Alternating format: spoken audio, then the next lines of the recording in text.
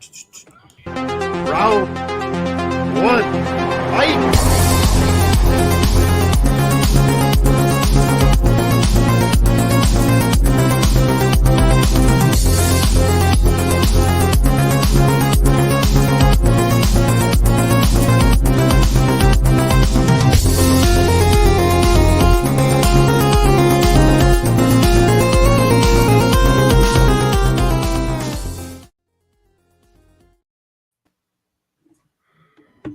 Hey, what's up, guys? Normally I drop everybody out, but we are all here today because we're running a little behind, so I'll just introduce them this way. So we'll start with my co-host, Austin Pez. What's up, Austin? Duos, a pair of people or things, especially in music or entertainment. There you go. Yeah, and that's right. I'm forgetting the whole entire intro because I already have you guys here. But Okay. yeah, I just read the definition, so it's all good. Yeah, this is episode 133, Best Movie Duos Part 2. So if you don't see your favorite duos here tonight, there's a good chance they were in Part 1, but Malcolm informs us there's a lot of heavy hitters, so you may see a lot of them pop up here. And yeah, we had about a month in between because we had to reschedule some things, so we literally did the first part like 2 months ago, and now we're back to Part 2, and the championship will be next month. So yeah, but yeah, we'll go on the horn. We'll introduce everyone. We have Brian Nussbaum. How's it going, Brian? It's going good. Here for some duos. I hope there's a new Goodacre duo makes in this bracket that it's all in last bracket. Yeah. And Richie, how's it going? Look, I might have been annoyed that you were late, but like I was able to finish watching Chopping Mall, so I can't only be so bad. All right. Well, I mean, that doesn't take very long, Richie. It's like 75 minutes. Yeah, it was fun. Yeah. So yeah. Yeah, I was running all over. I didn't even have time to make dinner, so I got my PB&J to tide me over during the episode. But we also have Malcolm Lay. How's it going, Malcolm? It's going good. And yeah, this is going to be an interesting bracket. It's going to be tough. Yeah. Well, Austin, as the coach, you want to break it down? How it's going to work tonight? Tournament fights. There's some duos. There'll be some votes. One or the other. Let's do it. And no ties, like 5 people. Yeah. Yeah. Well, sounds okay. good. The Sweet 16 from this one will join the Sweet 16 from the first one in the championship. Eventually, when we get to that one in 2 months from now. Sounds good. Yeah. I mean, it's pretty straightforward. You'll see. We just vote for every round, and this time as always, we always vote, no matter what. But this one, it's like, I mean, they're just duos, they're not movies, so the excuse I haven't seen it doesn't hold up as much. It doesn't hold as much validity. It does hold a little, but not as much. So, but yeah, we can go ahead and jump into it. So I'll throw up the bracket here, and then I'll just say, let's do this. We're going to play a wonderful game called Who is Your Daddy and What Does He Do? It's showtime. What do you say we cut the chit-chat? A-hole! May I see your invitation, please? Sure. Here's my invitation. Let's do this, Schmidt. Yeah. Just like we always do, Jenkins. Jacob. Oh, sorry. I want to ask you a bunch of questions. And I want to have them answered immediately. I mean, come on, I just don't see a problem here. Let's just do it. Yeah, let's do it. I'm pumped.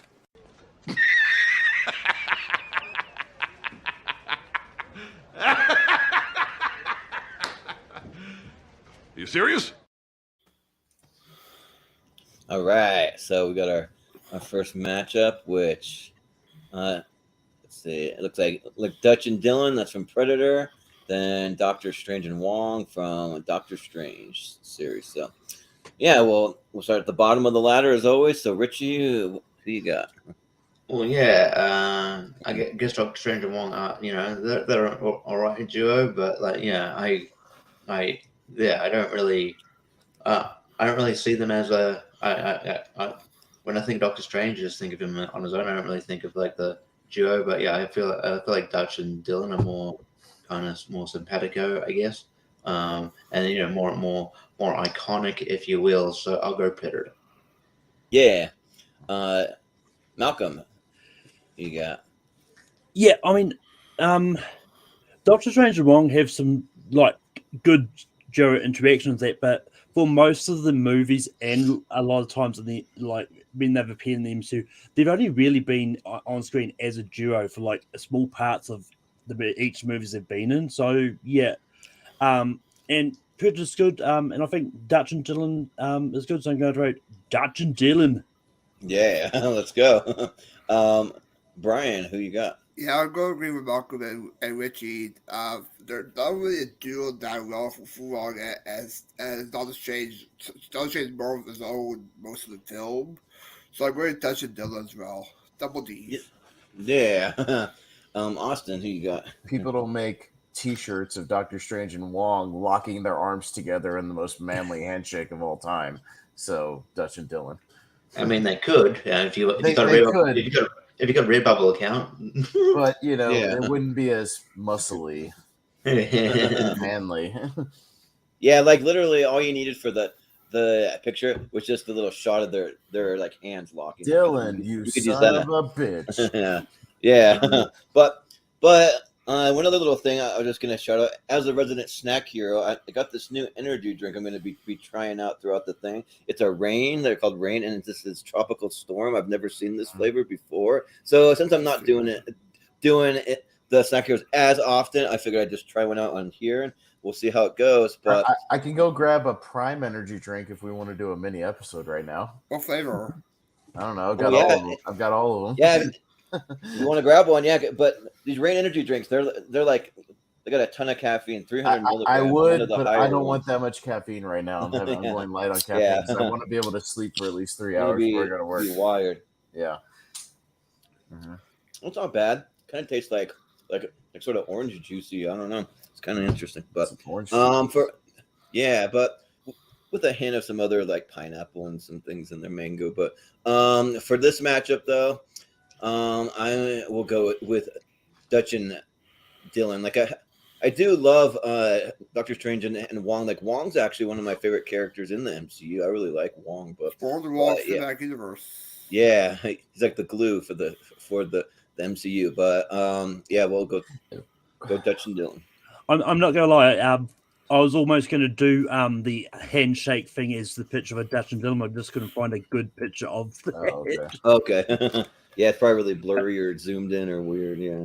We've got Peter Parker and Mary Jane from the Spider-Man franchise up against Murphy and Con from Boondock Saints. Oh. All right. So Malcolm, you'll be up first.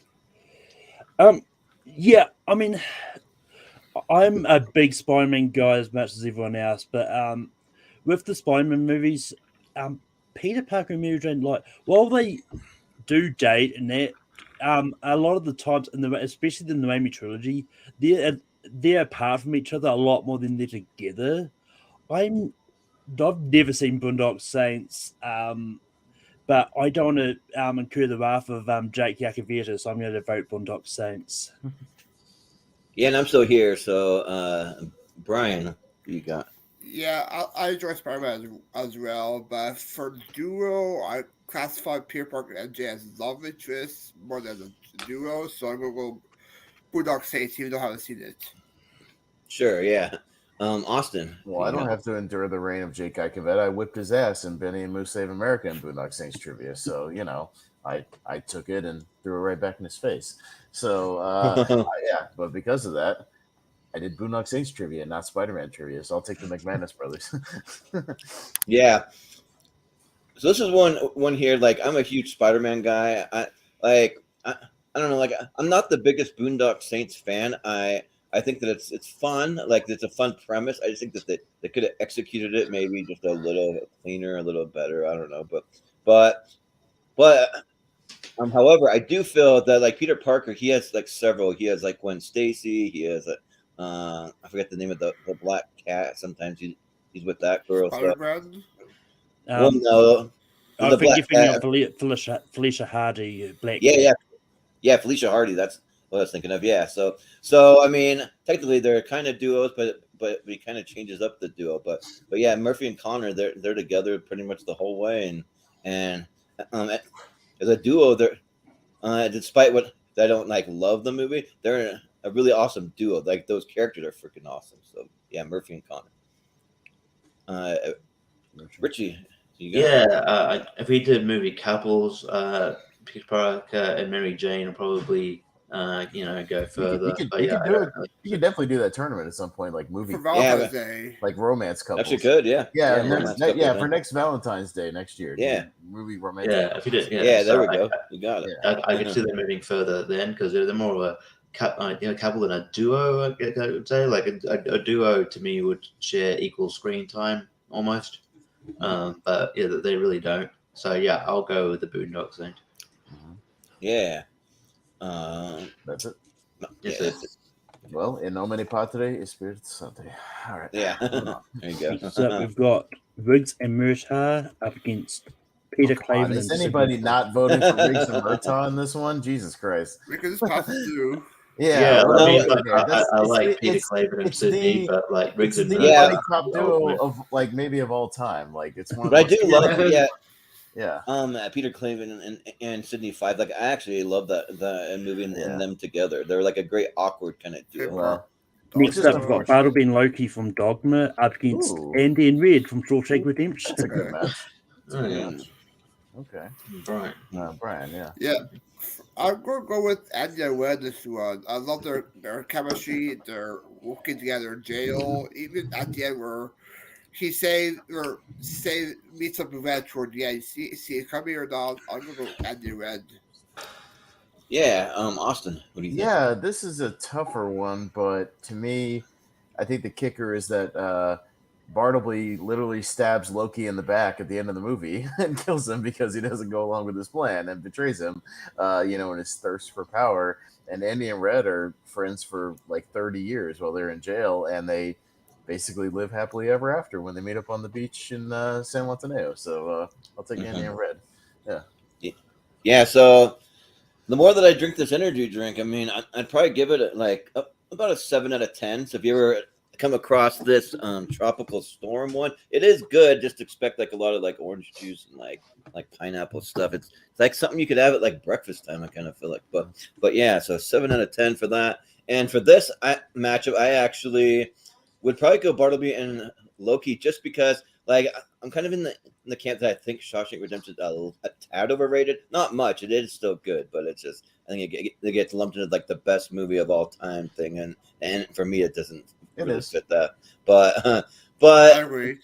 But Bartleby and Loki, Matt Damon and Ben Affleck always have amazing chemistry, and despite him stabbing in the back, up until that a point that they're playing off each other really well, and they're super entertaining. They're a lot of fun to watch. I mean, there's an argument to be had as to which Matt Damon and Ben Affleck movie, like, do they make the best duo? I mean, this is up there for me, so I'll go Bartleby and Loki.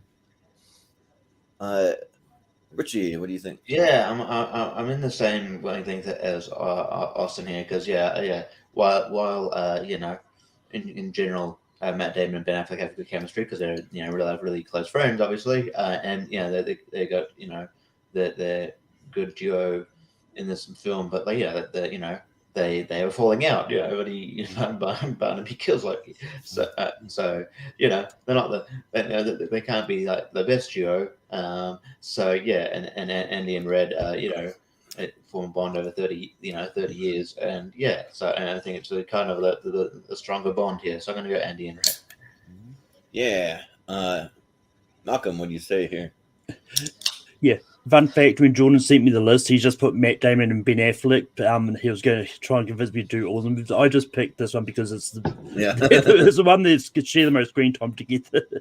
That's just, I thought you like basically just pick. Yeah, just pick one movie to represent them. Yeah, but that being said, I think that could also be another good list, like actor pairings, which would work a lot together. Yeah. I'm going to vote for the duo that's got Matt Damon in it.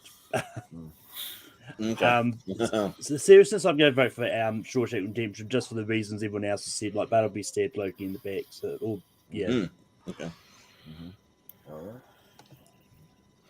Hey, not all duos are like each other. I'm just saying.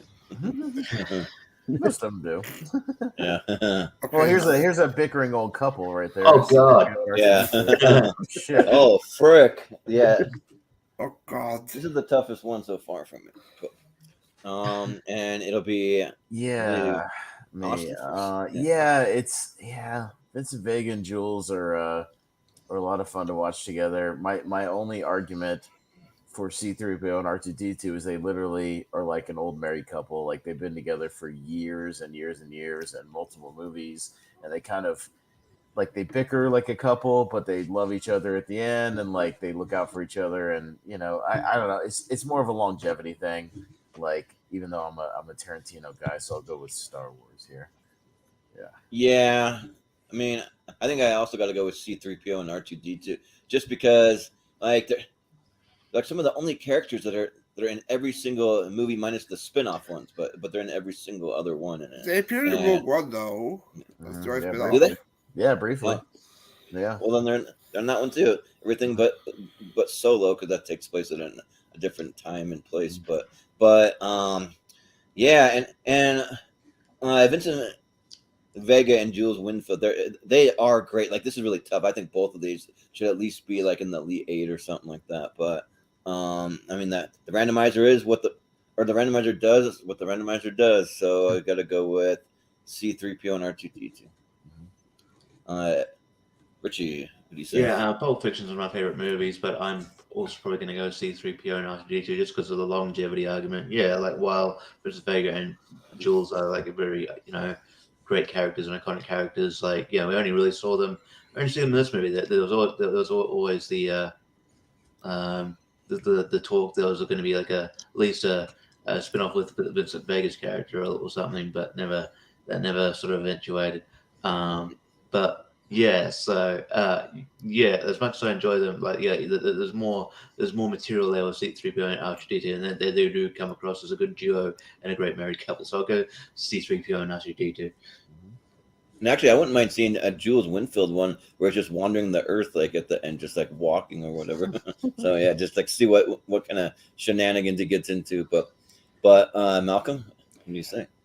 This might be the first time Pulp Fiction doesn't make it out of round one of a tournament. Yeah, I know.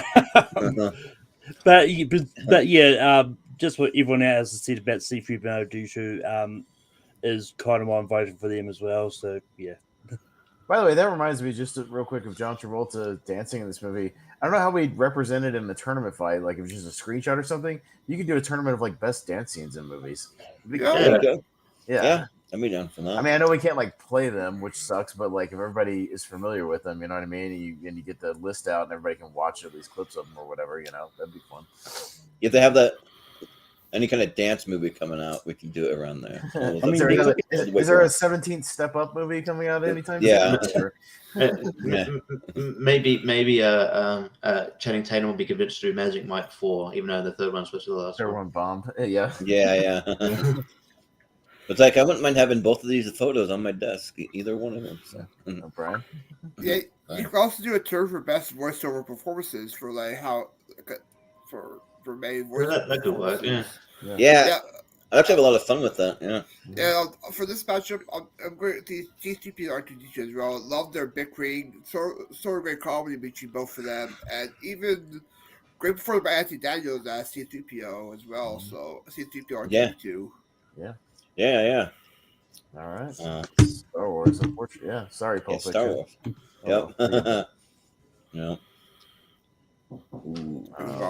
The dude. Parker and Ned. Okay. The FC version. Okay. Yeah. All right. Just more of a duo than a couple this time. So. Yeah. Jordan. Yeah. This was kind of tough.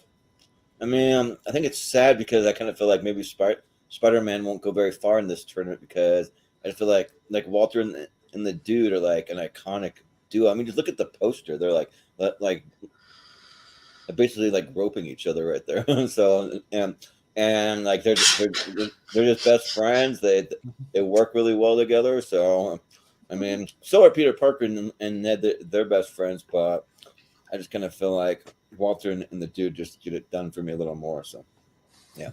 But Richie, basically groping each other. Yeah, right. Anyway, Look at it. I wasn't thinking that until you said it. Cool.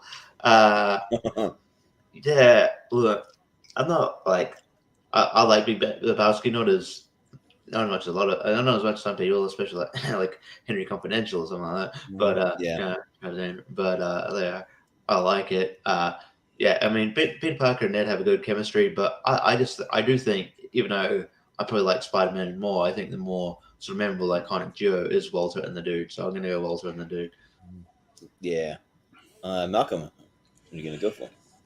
Yeah, this is actually really tough. I really do like the MCU Spider-Man movies a lot. And I am a big fan of Big Lebowski as well. I think Walter and the Dude is a good Joe, but I'm actually going to give some love to Peter Parker and Peter and Ned because I do think their chemistry is really up there. I think they can become iconic.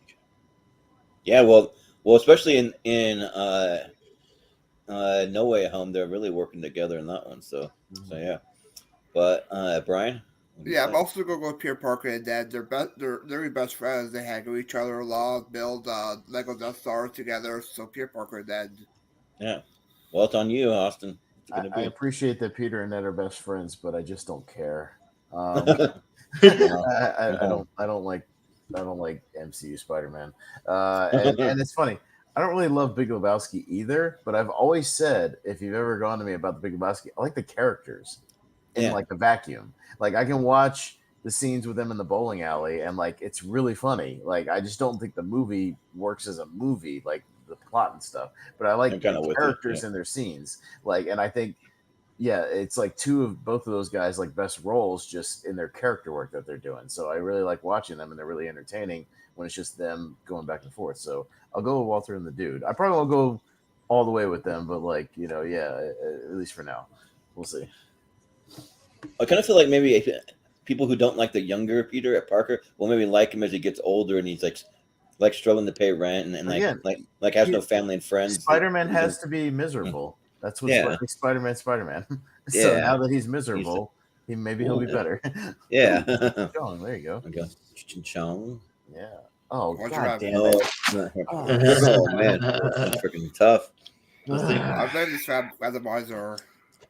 Yeah, we were debating whether to do Roger and Jessica Rabbit, but they're kind of more of a couple. So here's the duo, So, and it'll be Richie first. So Yeah, this is pretty damn tough.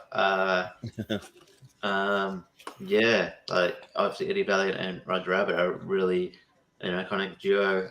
I'm just because of longevity and because they've done a lot of movies and they still do. As far as I know, they're still doing stage shows now and again, and they've got really close friends. I'm going to go Cheech and Chong here. They go, they're a great duo. Yeah, and just. I feel like they're almost, even though Tommy Chong probably does, you see him more in movies these days. I feel like they're kind of synonymous with each other. When you think of Chong, you think of Cheech. When you think of Cheech, you think of Chong. So I'm gonna go Cheech and Chong. yeah. When I think of Cheech, I think of Cloudy and Up in Smoke and Oh, Oh, yeah. yeah. Special K. Yeah. It's a wrestling reference only Richie would get. Oh yeah. Well, Malcolm, you're gonna go for. Yeah, I mean, when I think of Cheech, I think of Hurley's father in Lost. But That's exactly what I was thinking of. Yeah, I think it was the same thing. I've not seen a Cheech and Chong movie. I've seen various clips of them. I'm probably more familiar of them when they've made sort of random cameos on their own in different projects than anything. But I'm a big fan of Who Framed Roger Rabbit, so I'm going to give my vote to Roger Rabbit and Eddie. Yeah. Brian, who you got? For this pick, this is a tough match, but for iconicness, Cheech and Chong. Yeah. Man, Austin. I'm totally betraying my argument I just made for Star Wars like a minute ago for like longevity and shit because I have to go with my heart on this one and the one I have more of a personal connection to, which is Roger Rabbit and Eddie and just I don't know. Bob Hoskins has such great chemistry with a character that wasn't even there. You know, Yeah. like it's kind of amazing. Like when you think about it. So, yeah, I'm betraying my early argument, but I'm going to go with Roger Rabbit. Yeah. When I think of Cheech Marin, I think of the guy in front of the titty twister from Dusk Till Dawn. That's like announcing everyone coming in. Or he's like the big like bombastic kind of guy there. I think he plays multiple roles in that movie. Yeah, like he does. yeah, but so. My argument has to be that Cheech and Chong, they work great together, but there's a lot of instances where they're separate. Like you have Tommy Chong in that '70s show. You have them doing separate things from time to time. I've never later really on in their seen, career, yeah, sure. yeah, but I've never really seen Eddie and Roger separate. They're like literally like together for almost the whole entire movie, and they don't really do anything else really. So for that argument, I got to go with Eddie and Roger. Wow, bit of an upset, maybe. Yeah. I mean, you can Wow. kind of Cheech and Chong and the new Muppet Mayhem appeared together in that series. Oh, nice. That's cool.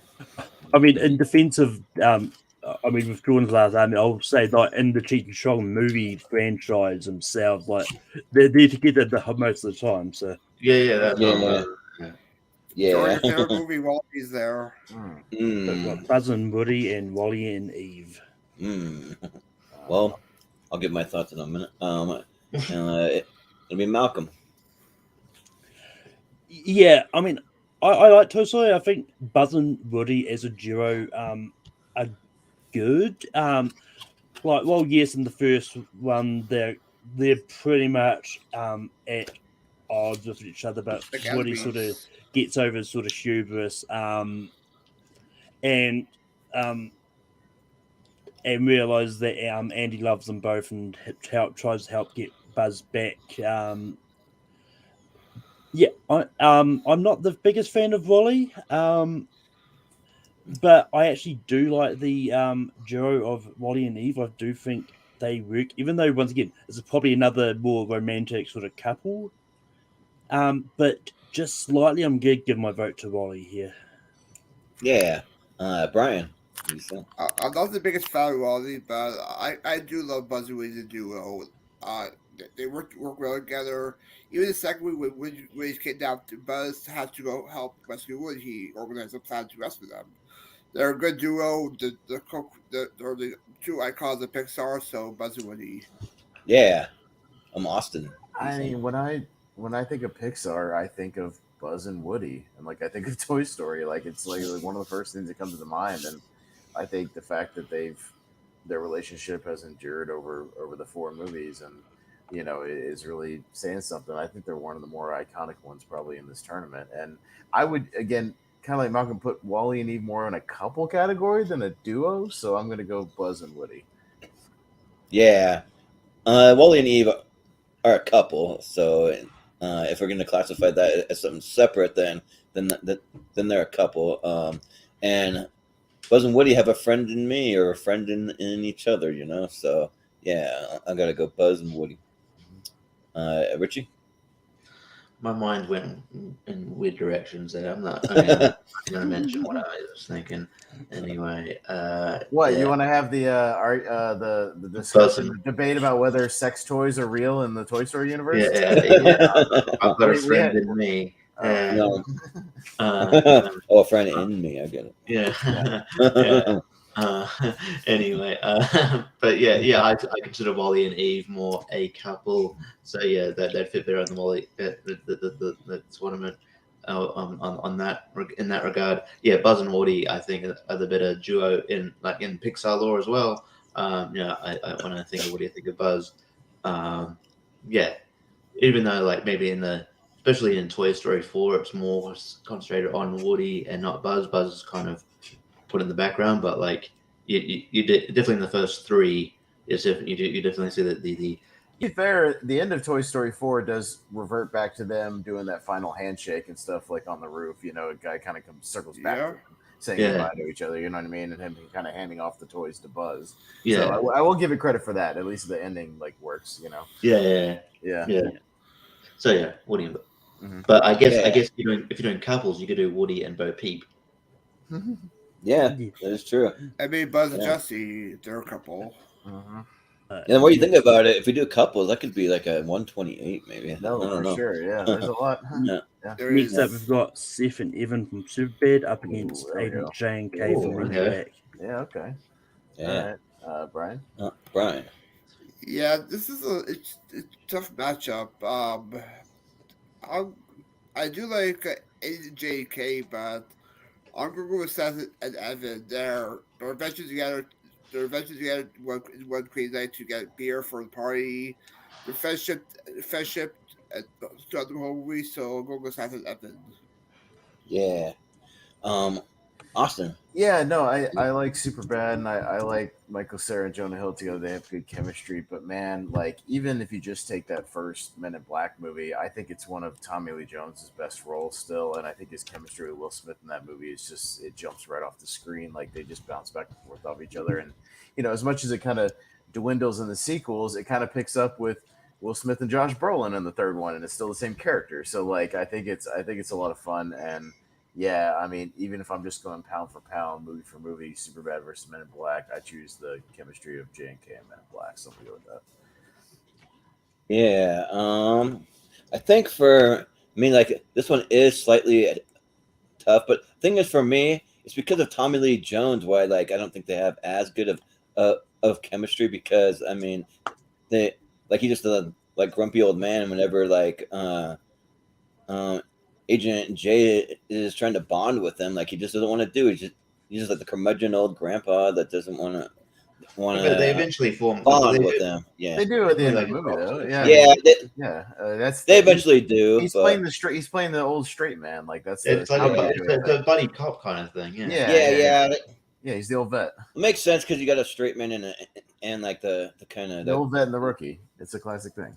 the straight man and the one bringing the comedy kind of thing. Uh-huh. But still, like I think I like Seth and Evan just a little bit better. I think Superbad's like an all time comedy for me. So yeah, and eventually you'll see how high I actually rank it, because I want to eventually do a comedy versus. So if anyone wants to verse me in comedy, Did I you accept do that it. already? I will. Like with Malcolm? Yeah, I thought me and Jordan were going to do a comedy versus as well, like comedy movies. But yeah, Yeah, we could do that. Yeah, me and JPO. I mean, yeah, me and JPO. Yeah. Yeah, you guys could do it too. So yeah, but I just want to do it at some point too. Like for you guys, it makes sense. You're the stand up guys, but also comedy is my favorite. That's not gonna be in the list. So yeah, but no. But Superbad. Yeah, let's go with that. Well, Richie, do you have Punchline in your 128? No. If you don't know, it's a very bad stand-up comedy movie with Tom Hanks and Tom Hanks in it. Yeah, where they have locker rooms. Like it's really bad. Yeah. It's like locker room. He's don't have the locker room. Locker rooms.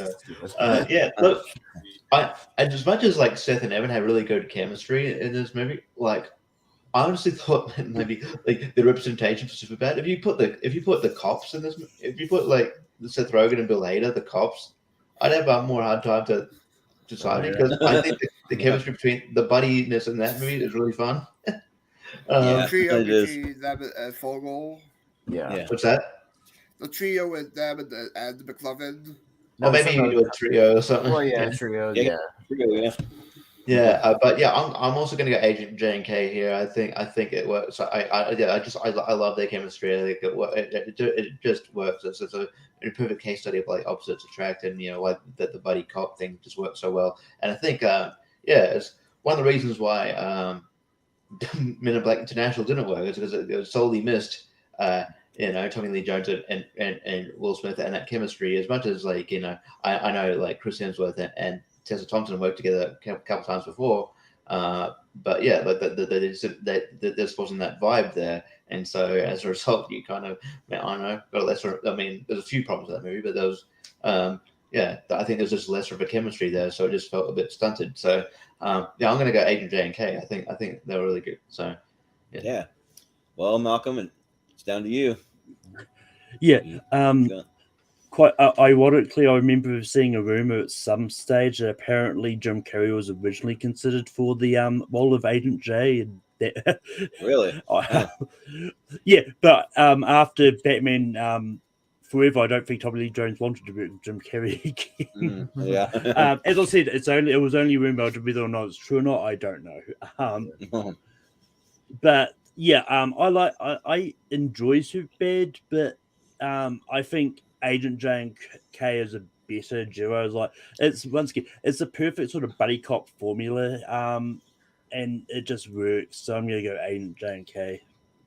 Yeah. All right. So it'll be Agent J and K. Mhm. Right. All right. Let's see. Next up, we've got John Connor and Kyle Reese up against Vincent and Jules. Or I think it's Julius. I'm not sure. I don't remember. Yeah, Julius. Yeah. So it'll be Austin. Right? Well, okay, so yeah, I'm gonna get nitpicky here. Yeah, John Connor, Kyle Reese hardly ever share screen time in any of the Terminator movies, and I know they have like a bond where he kind of, it's like kind of his protege or whatever, but it's not really. It's more talked about in the original Terminator than actually seen, and then we don't really get into it until Genesis, which is a bad movie. But like Twins is awesome. And the chemistry I think that Danny DeVito and Arnold Schwarzenegger have in that movie is pretty damn electric and really good, and it's really really funny. So it's not only the better Schwarzenegger movie, it's the better pair in this. As much as I love the Terminator and the Terminator movies for the most part, I'm gonna go with Twins. Yeah, Vincent and Julius. Yeah, there's probably even some other duos you could do. Like you could do Kyle Reese and the T1000. Like they kind of share a decent amount, or even Sarah Connor with Kyle. I don't know, but Sarah and Kyle could be in the kind of couple thing, like from the original. Yeah, if you did. Yeah, yeah, a little bit. Yeah, but and I went back a couple years ago to rewatch Twins, and like that movie does not hold up for me. That movie, I remember loving it when it came out, and then I rewatched it. I'm like, what is this? I don't even know if I even like this anymore. It's kind of like fun. like just very outdated, kind of like the product of its time. I'll just say that it is, but even so, like I think that they make a better duo, though. I mean, yeah, and like I wouldn't mind seeing another Twins with against on Eddie Murphy. Was that the other one? They've been talking about that for like 2 decades with like a movie called Triplets with Eddie Murphy. Yeah. Tracy Morgan's will be in it. Maybe, but again, that was like last thing I saw about that was like 3 years ago. Like there's been no like at all. Like I don't think it's ever. I don't believe it's ever. Schwarzenegger's like 76 years old, dude. That movie. Yeah, I don't think. Yeah, dude, and I don't think he. I don't know.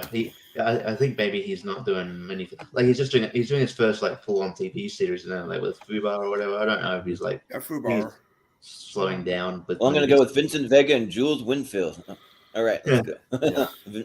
Vincent and Jules, yeah. Richie? Yeah, but I'll vote for Twins just off the back of Arnold Schwarzenegger, Danny DeVito's chemistry just as actors.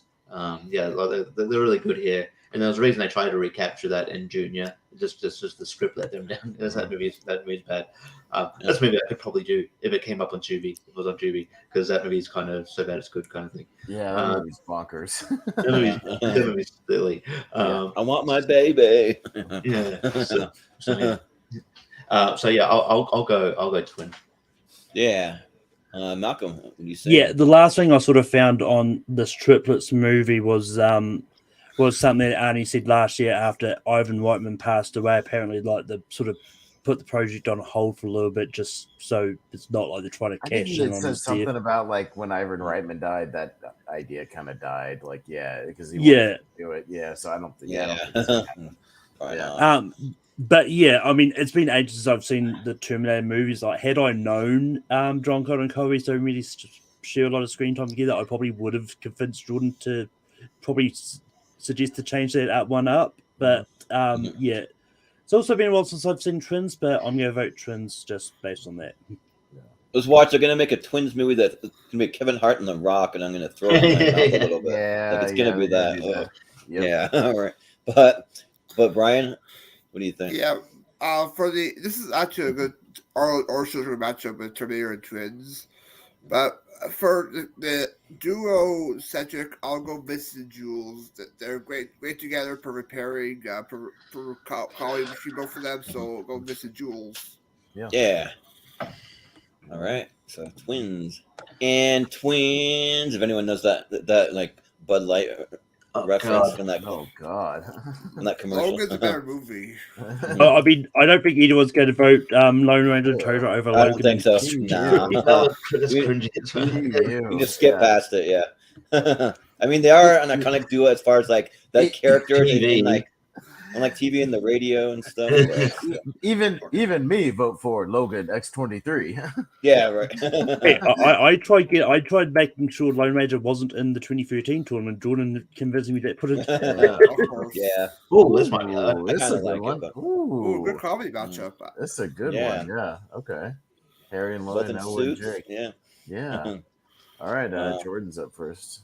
Yeah. I mean, this one's a little easier for me. Like I'm like I liked the Blues Brothers. I don't love it, but I do think it's fun. I do, but it's just like Dumb and Dumber is an all timer. It's in my 128. Like for me, like there's an argument that it's in the like top 5 funniest movies ever made in the history of movies. Like it's that funny for me. So and it's because of these two, Jim Carrey and Jeff Daniels. So yeah, let's go with Harry and Lloyd.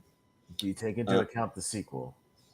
No, the sequel does not count. Although I do have my like guilty pleasure moments. There's a scene or two that I'd laugh, but that's about it. Joel A scene. Yeah. So no, Jordan only said the sequel doesn't count, but the prequel of the probably does. To be fair, Blues Brothers 2000 doesn't The have prequel John doesn't. Belushi, but it's Dan Aykroyd, John Goodman. That movie's not good either. So Yeah, no, yeah. it's not. But Richie. Yeah, this is tough. I could go either way. I'm just gonna go just to make it interesting. I think because they go as a duo, they go through the craziest shit, and I'll go with Elwood and Jake for Blues Brothers. But yeah, they're both great duos. It's a shame they have to go up against each other. Yeah. well, Dumb and Dumber, Harry actually goes through an actual shit. So then actually, so yeah, but Malcolm. See, I was going to make that same joke. Now it's just going to look like I'm copying. Yeah. But yeah, I mean, this is tough. I mean, I like Dumb and Dumber. I do think Harry and Lloyd are a good duo, but I think for the fact that I really do like the Blues Brothers, I think Elwood and Jake really do a good job of teaming up and helping, like raising money for this orphanage and all that. And so I'm going to go Elwood and Jake. Yeah. Brian, what do you think? Well, we got the food, we got the jobs, our pets' heads are falling off. I'm gonna go with Yeah. Dumb and Dumber. I'm gonna go with Dumb and Dumber. They had the craziest time getting to Aspen. Great humor, great chemistry. And I'm not the biggest fan of Blues Brothers, so Dumb and Dumber. Yeah, there's a time in my life where me and my ex-wife we're kind of living paycheck to paycheck, so we'd use that line in quite a bit. We have no food, we have no jobs, our pets' heads are falling off. Yeah, but Austin. Yeah, this is another one. Yeah, I could go either way, but man, I may go further back, and I've watched the Blues Brothers more, and they're on a mission from God, man, and they have a really quiet, stated chemistry in that movie that like it just gets better when you watch it. The more you watch it, and then they kind of finish each other's thoughts and sentences, and they can bust out in song at any time, and I don't know, it's a different type of comedic chemistry that I really appreciate. So yeah, this might be upsetting to some people, but I'm going to go with the Blues Brothers on this one. Yeah. But I will say though that like there's really only about 4 or 5 movies that I've ever liked Dan Aykroyd in, and this is one of them. I do. So yeah. I mean, I'm not mad about it. Yeah, I mean, I'll say Blues Brothers 2000 not a good movie, but I actually do like John Goodman's character. And Well, I can't if you remember what just the name listen is. to the soundtrack for Blues Brothers 2000, it's pretty good. Just the movie itself. is Tired better. boy. Yeah, it's Yeah. good. What the heck is this? Oh, there you go. Really? Let's make the Which way to tournament. loose? I mean, they're a duo. Oh my god. But I mean, I don't know if anyone's gonna vote for him. No. You just want to No. put through Tommy and Well, Richard. Jordan, you love monkeys doing human stuff. Oh right? yeah, absolutely love them. They're my favorite. Yeah, they're your favorite. Very He's good like- monkey Which is movie. funny because- checks in. Because a monkey is actually my favorite animal when it's not doing human things and it's just doing monkey things. Which in this one, like to be fair, like it is not really doing too many human things. He's just kind of palling around with them. So I kind of appreciate that more. So we are just putting Tommy Boy through. Yes. just to be Oh sure. my god. Yes. Tommy Yeah. boy. Yeah. Yeah. Okay, Ant-Man and the Wasp. Yep. Okay. Aladdin and Abu. I thought, yeah. All right, so Another person and a monkey. yeah, right. Yeah, right.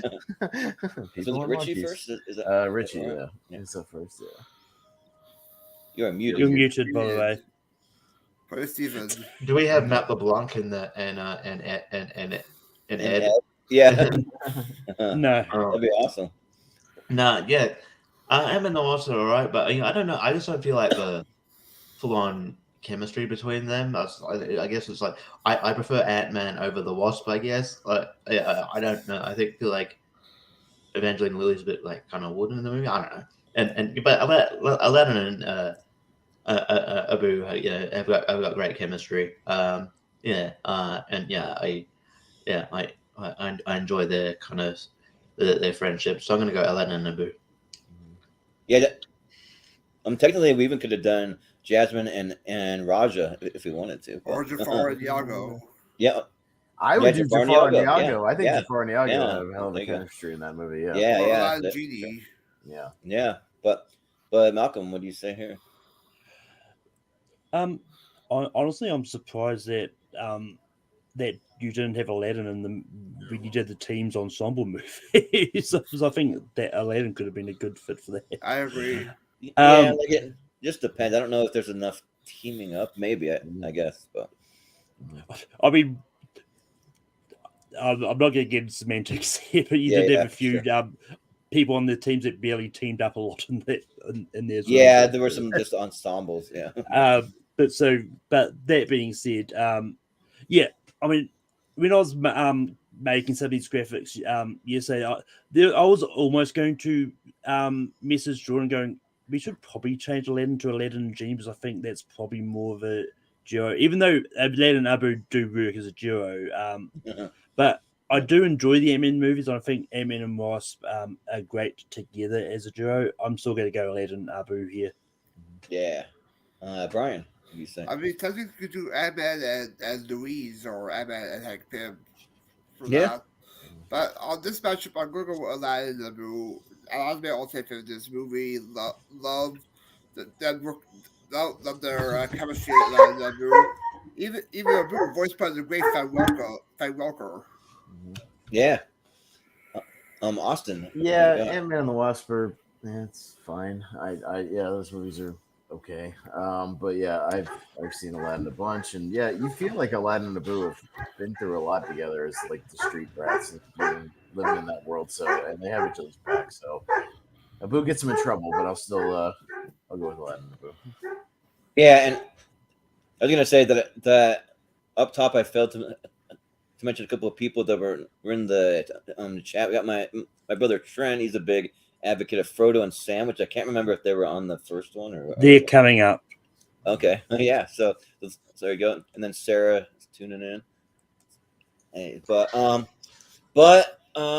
yeah. Here, I think that eventually Lily's a little wooden, and maybe it has something to do with like the directing or the writing. Because in Lost, man, she was like an all-timer acting and getting there to cry, and like I thought she was great in that. And then she came into this and she was fine.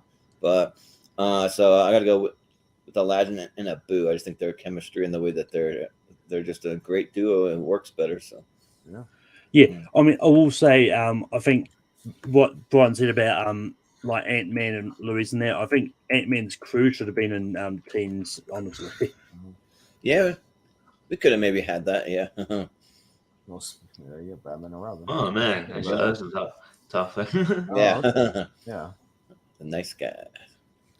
And it's Malcolm first. Are we just counting Batman and Robin as a whole, or that that particular movie? Well, yeah, we're just yeah. Well, I mean, realistically, on film, they've only had 3 appearances because you got the Adam West, Burt Ward, Batman and Robin from the original movie, and then the Chris O'Donnell either pairing with Val Kilmer or George Clooney, and that's really all we've ever had. Okay. Yeah. So we're just counting their film appearances, like based on that. Yeah, right. I mean, you could count Batman and that cop who gets revealed to be just named Yeah, Robin. he ain't Robin. Yeah. He ain't Robin. That's some contrived Joseph shit that I Gordon-Levitt? don't like at the end of that movie. Yeah. But yeah, I mean, like I've seen like all the Batman movies in which they have Robin. I think they're good. And I mean, Batman and Robin is an iconic sort of duo in itself. But The Nice Guys is one of those movies that really should have gotten a sequel, and it's just a shame it didn't work as much as it should have. And I don't know if it's because of marketing or what, why it failed. But I'm gonna go Healy and March here.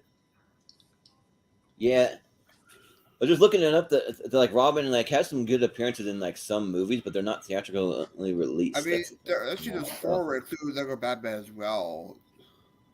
Yeah, there's Lego Batman. Yeah, you consider that. Yeah, but what do you think, Brian? Yeah, I enjoyed Nice Guys, but I quite enjoy Batman and Robin more as a duo. So Batman and Robin. Yeah, Austin. Yeah, it's funny if you put. I think my favorite Batman and Robin on screen is probably still honestly Adam West and Burt Ward. Yes. They feel like the most partners. Like they work together and like they know each other, and like I like Chris O'Donnell in the role, but man, when he's on screen with either Val Kilmer or George Clooney, he feels like they're just yelling at each other all the time. Like they do work together, but like eventually, but yeah, like they're always screaming at each other. But like I mean, they're still a fun duo, and yeah, I think it's a little more iconic than the Nice Guys. So I'll go Batman and Robin. Yeah. Let's see. Yeah, this is kind of interesting, but I think that that Healy and March just kind of have a lot more chemistry. I think that for me that they work a lot better than anything we've seen Batman and Robin on film. And if we were able to include comic books and all that stuff, it'd be Batman and Robin hands down. But just from the movies, it's got to be Healy and March. So, Richie. Yeah, I think Batman and Robin are obviously the more iconic duo, maybe as a whole. But like maybe if you're talking about TV and comic books, but yeah, as on film, now I mean, let's talk about the Adam West ones. They're not like trade as great, but yeah, I don't know. I just love Nice Guys so much that and I think yeah, Healy and March just had really good chemistry, and I mean in general, and Ryan Gosling and Russell Crowe just had great chemistry, and yeah, it's a shame that like you have some marketing or whatever, but yeah, I feel like this movie really deserved a sequel. It's really funny, and yeah, so I'm gonna go maybe an upset here. I'm gonna go The Nice Guy. Yeah.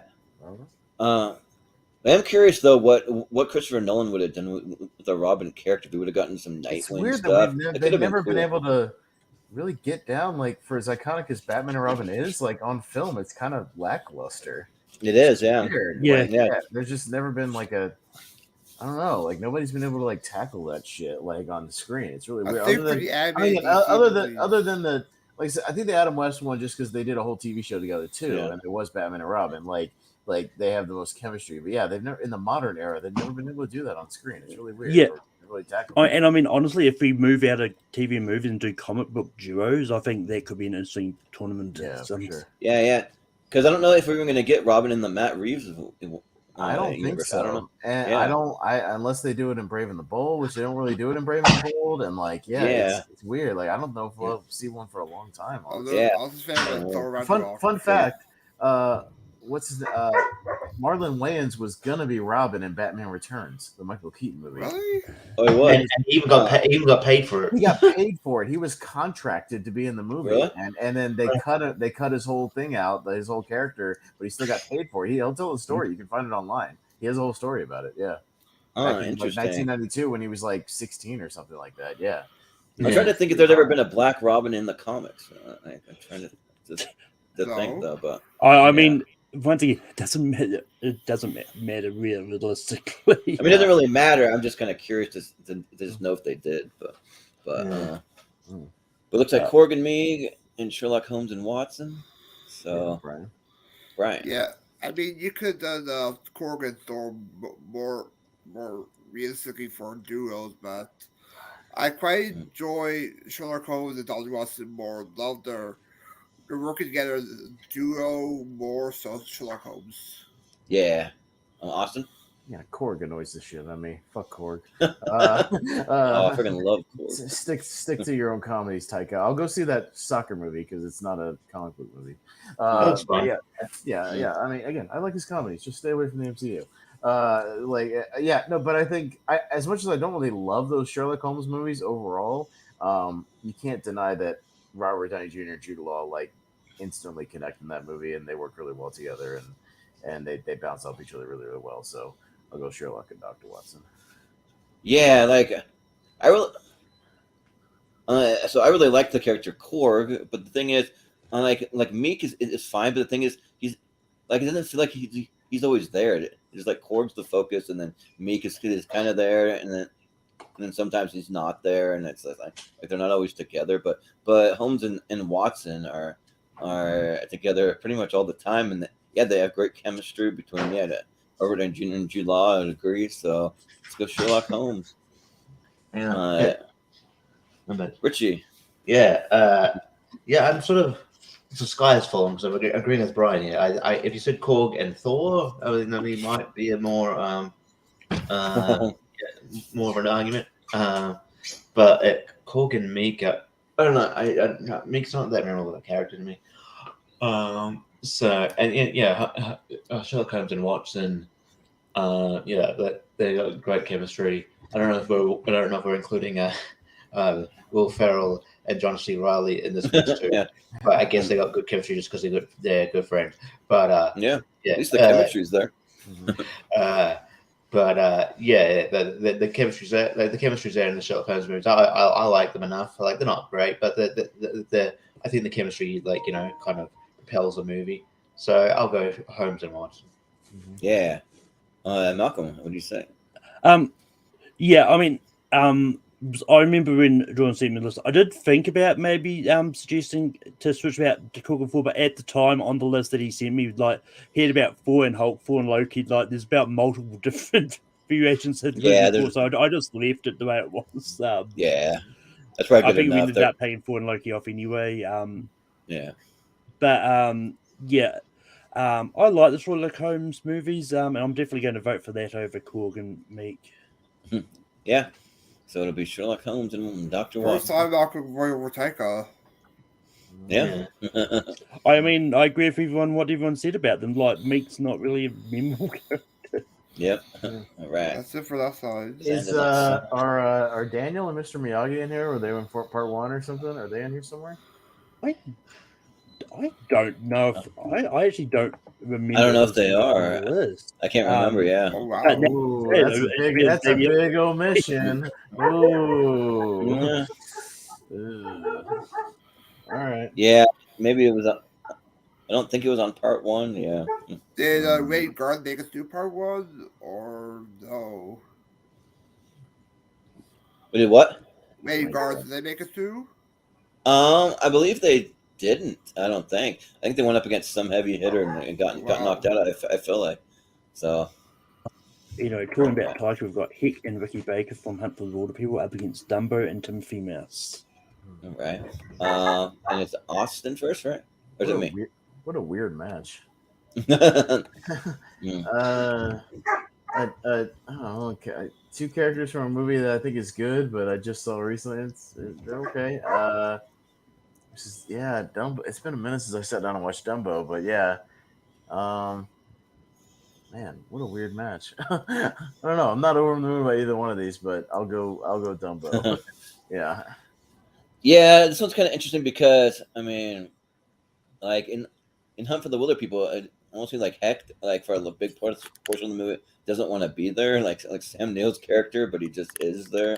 And then Dumbo, like Dumbo's just an elephant, and the mouse tags along. It's kind of like not like they're really teaming up. Kind of, I mean, like sort of are, but I feel like Dumbo didn't seek out the mouse, but Timothy was one that sought out Dumbo, I guess. But I'll go with Herc and Ricky Baker. I think that they're a fun match because they really do learn to really like each other, and by the end they work really well together. So yeah, let's go for Heck and Ricky. Richie, what do you think? Yeah, it's been a hot minute since I've seen Dumbo. Um, and yeah, I like the chemistry between Heck and Ricky Baker. I think I think that it works in the opposite kind of obviously the old curmudgeon kind of dude that's kind of stuck with this kind of polar opposite dude that's on the got a completely different upbringing, and then they kind of forced to get along, and then eventually they kind of build this bond. I think it works. So I'll go Heck and Ricky Baker. Yeah. Malcolm, what do you say? Yeah, like Heck and Ricky Baker, and I think the vibe that Tycho's going for when he came up with this idea is their dynamic is really on the same vein as like the buddy cop movies and all that, where two mismatched people sort of learn to sort of get along as the movie progresses. I think it really works. Like I like Dumbo. Like Timothy Mouse is there. I'm gonna go Heck and Ricky Baker. Yeah, I'm just kind of there. But Brian, what do you think? Yeah, I'll go with the duo that has the most screen time. That's Heck and Ricky Baker. Timothy doesn't really show up until like middle of the movie, but Heck and Ricky Baker are there for the entire movie. So Heck and Ricky Baker. Yeah. So it'll be for the Wilder people. Next up, we've got Iron Man and War Machine up against Thelma and Louise. Ooh. All right. Okay. It's me first, right? Yeah, like this one's actually kind of tough, but actually like I watched Thelma and Louise for the first time just a few weeks ago, maybe like 3 or 4 weeks ago, and man, this movie was great. This movie is really, really good. Like I was sleeping on this movie. I think that it's a lot of fun. I'm spacing on the one in the white there. The actress name, but Gina Davis, a brain fart. Yeah, like she's actually pretty sexy in this movie, so like that would work for me. And then Susan Sarandon, she's kind of a badass in it, and yeah, it's a fun time. And I do think Iron Man and War Machine are a good duo, but there's a lot of times that they're not together though. They're kind of like doing their own thing, and I think sometimes like Rhodey wants to be in the spotlight, and it's just not. So I'm kind of looking forward to when they do what's the War Machine series coming up? Armor Wars. Yeah, Armor Wars. I think he's gonna get that when we get to that. But for right now, I'm gonna go with Thelma and Louise. Richie. Yeah, I mean, Thelma and Louise have obviously really a strong bond. They, you have to have a strong bond if you're willing to die together. But drive a cliff. But yeah, I might go with a longevity argument. Yeah, even though Thelma and Louise are definitely iconic duo. Yeah, I'm going to go longevity, and you get to see more of Iron Man and War Machine's a kind of friendship, and it's sort of their chemistry sort of blossom over the movies, and just in general, and Don Cheadle's and Rob Downey Jr.'s chemistry, especially considering Don Cheadle wasn't initially cast; it was Terrence Howard, so to try and kind of ignite that chemistry, that kind of when he's sort of just coming, when he's coming in halfway, is sort of it's a feather in the cap in itself. So, but yeah, I'll go Iron Man and War Machine. Yeah, Malcolm, what do you say?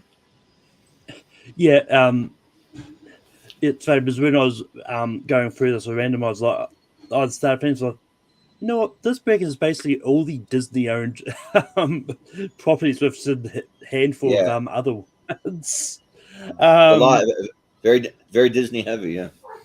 Yeah, and the first book it really wasn't. But yeah, I mean, this is actually a little bit tougher because on one hand, I do agree. Like Iron Man and War Machine it's kind of the same when it comes to like very similar to Doctor Strange and Wong, in which like they don't spend a lot of time together in the movies. But when they do team up, it's memorable because especially like the end fight in Iron Man 2. But I'm just going to go Thelma and Louise because I think they're the more memorable duo out of the two. Not saying that the Iron Man isn't, but it's probably the ones that most people go to when they think of duos. Yes. If you think about it, the Thelma movie's and Louise. called Thelma and Louise, and the other one's just called Iron Man. It's not called Iron Man and War Machine. You know. So, but Brian. Yeah, I'm also going with Thelma and Louise because you spend more time with the characters than Iron Man and War Machine. So Thelma and Louise. Yeah. Austin. Iron Man didn't even notice that his friend looked really different at that Senate hearing. That's Yeah. a bad friend. It's like, hey, Yeah, maybe he thinks all black people look alike. yeah, that's kind of a bad friend. Yeah. I said it. Yes. And Yeah. I'd like to go on a road trip with Gina Davis and Susan Sarandon. Yeah. So yeah, I'll just step out of the car before they go over the cliff. But I'll go. Yeah, right. Yeah. He was like trying not to get blown away by the cops, but yeah. Yeah, right. Right. But yeah. So we've got Nicolas Cage and Yavi from Massive, whatever that is. Pedro Pascal. Yeah, then Barber way to Massive Talent. And then Skip Donahue and Harry Monroe from Stir Crazy. Yeah. Richie. Yeah, I feel like Nicolas Cage and Harvey is that movie's too new for it to be a great, like, to be cemented as like an iconic great duo. While I probably wouldn't pick Stir Crazy as the quintessential like great chemistry thing, I think they kind of more. I mean, it is good. I probably actually would. It's that or Hinoyo, but yeah, but yeah, like they got obviously more established chemistry. Gene Wilder and Shapira, that they're great friends, and you can tell. They bounce off each other so well. So yeah, this is pretty easy for me. Maybe give it a few years, and maybe Nicolas Cage and Harvey would be up there. But yeah, that movie's too new. So I'll give it to Stir Crazy. Yeah, I think when I put the list together, I was like, I think we need a Gene Wilder and a Richard Pryor, so just pick whatever one you want. Yeah, no, that's fair. Stir Crazy. Yeah. Well, no, actually, you picked the right one. That's their best one together. Yeah, no, Stir Crazy is good. I go back and forth. It's not Silver Streak, and See No Evil, Hear No Evil is okay, but it's a weird movie. That's their most straightforward, like, duo comedic thing, just them bouncing back and forth off each other. Yeah. Well, Malcolm, who you got? Yeah, I honestly haven't seen Stir Crazy, so I don't know too much about the movie. But it may be a recent movie, but in the movie, Nicolas Cage and Harvey really do work well as a duo, and I think they really do. I mean, they bond over Paddington 2, which is one of the greatest family movies out there. So I'm going to go Nicolas Cage and Harvey. Sure. Brian, what do you got? Yeah. I haven't seen the new movie for Master yet, but I'll go Stir Crazy. I've seen it a bunch of times, and it's one of those weird movies that's on Disney Plus for me for the Star program. Yeah. That means it's probably on Hulu here. Austin. And Stir Crazy can be in our tournament that we want to do eventually of movies with prison or mental institutions, because there's a reason why they made a couple movies together. Yeah, they're really good comedically, and it's a weird pairing that at glance you would be like Gene Wilder and Richard Pryor, like that shouldn't work, but it works. And it works with like the awkward way that Gene Wilder does things, and Richard Pryor is a lot of fun. Some of their best stuff. So I'm gonna go with Skip and Harry. Yeah, and I'm also kind of like in the camp where I think the Barber Way of Massive Talent is slightly overrated. I mean, it is fun, but I kind of thought they could have done a lot more when they get into the whole like making them like working with like the FBI or like whatever that is. I'm kind of like, I just yeah. wish it was a movie about them making a movie together. Yeah. That'd be a fun more movie. I don't Yeah, like that'd be better. all the undercover FBI shit. Yeah. I wanted to be more of a buddy movie. Hey, come make my wacky movie with me. Yeah. You know, and let's get on drugs and make a movie. Like that'd be a better movie to me. Yeah, right.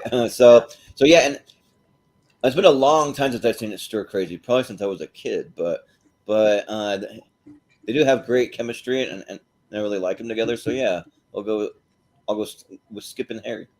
All right. There you go. Yeah. Fun. So we've got All right. Lady and the Tramp up against Harry and. Oh come on, that's not even Ooh. close. Anyone go vote for Lady Champ on this one? But then the couple thing, maybe I'll vote for it. But Harry and Marv, Harry and Marv rule. The couple thing, Bessie and Daniel Stars are fucking great. Yeah. Harry and Marv are awesome. Yeah. Yep.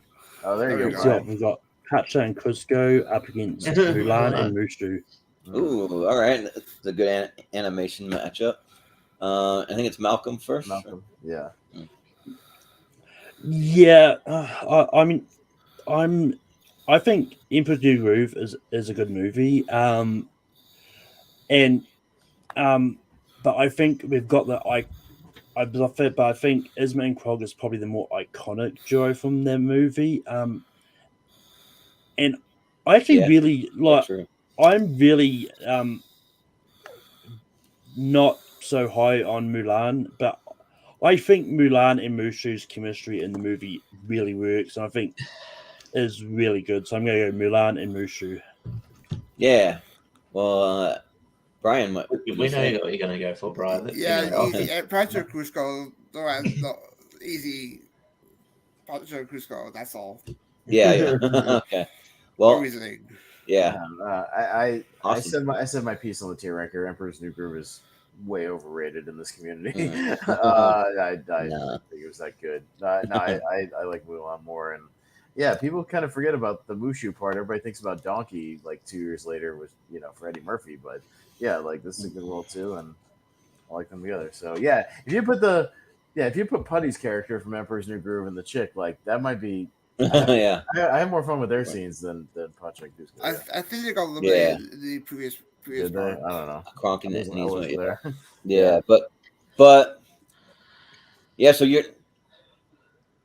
talking about two of my all time favorite Disney movies like ever made here, and but the thing is, Mulan is my favorite of all time. I just love the way the animated movie's done, the way the story's done, and that's one of my big negatives about the live action remake. No Mushu. Like Mushu is an awesome character. Why wouldn't you include him? Because you want to make it more like realistic, but then you give like the villain magic, like some magic falcon thing flying around, like you still have that. It's like I don't know, but yeah. So I'm gonna go with Mulan and Mushu.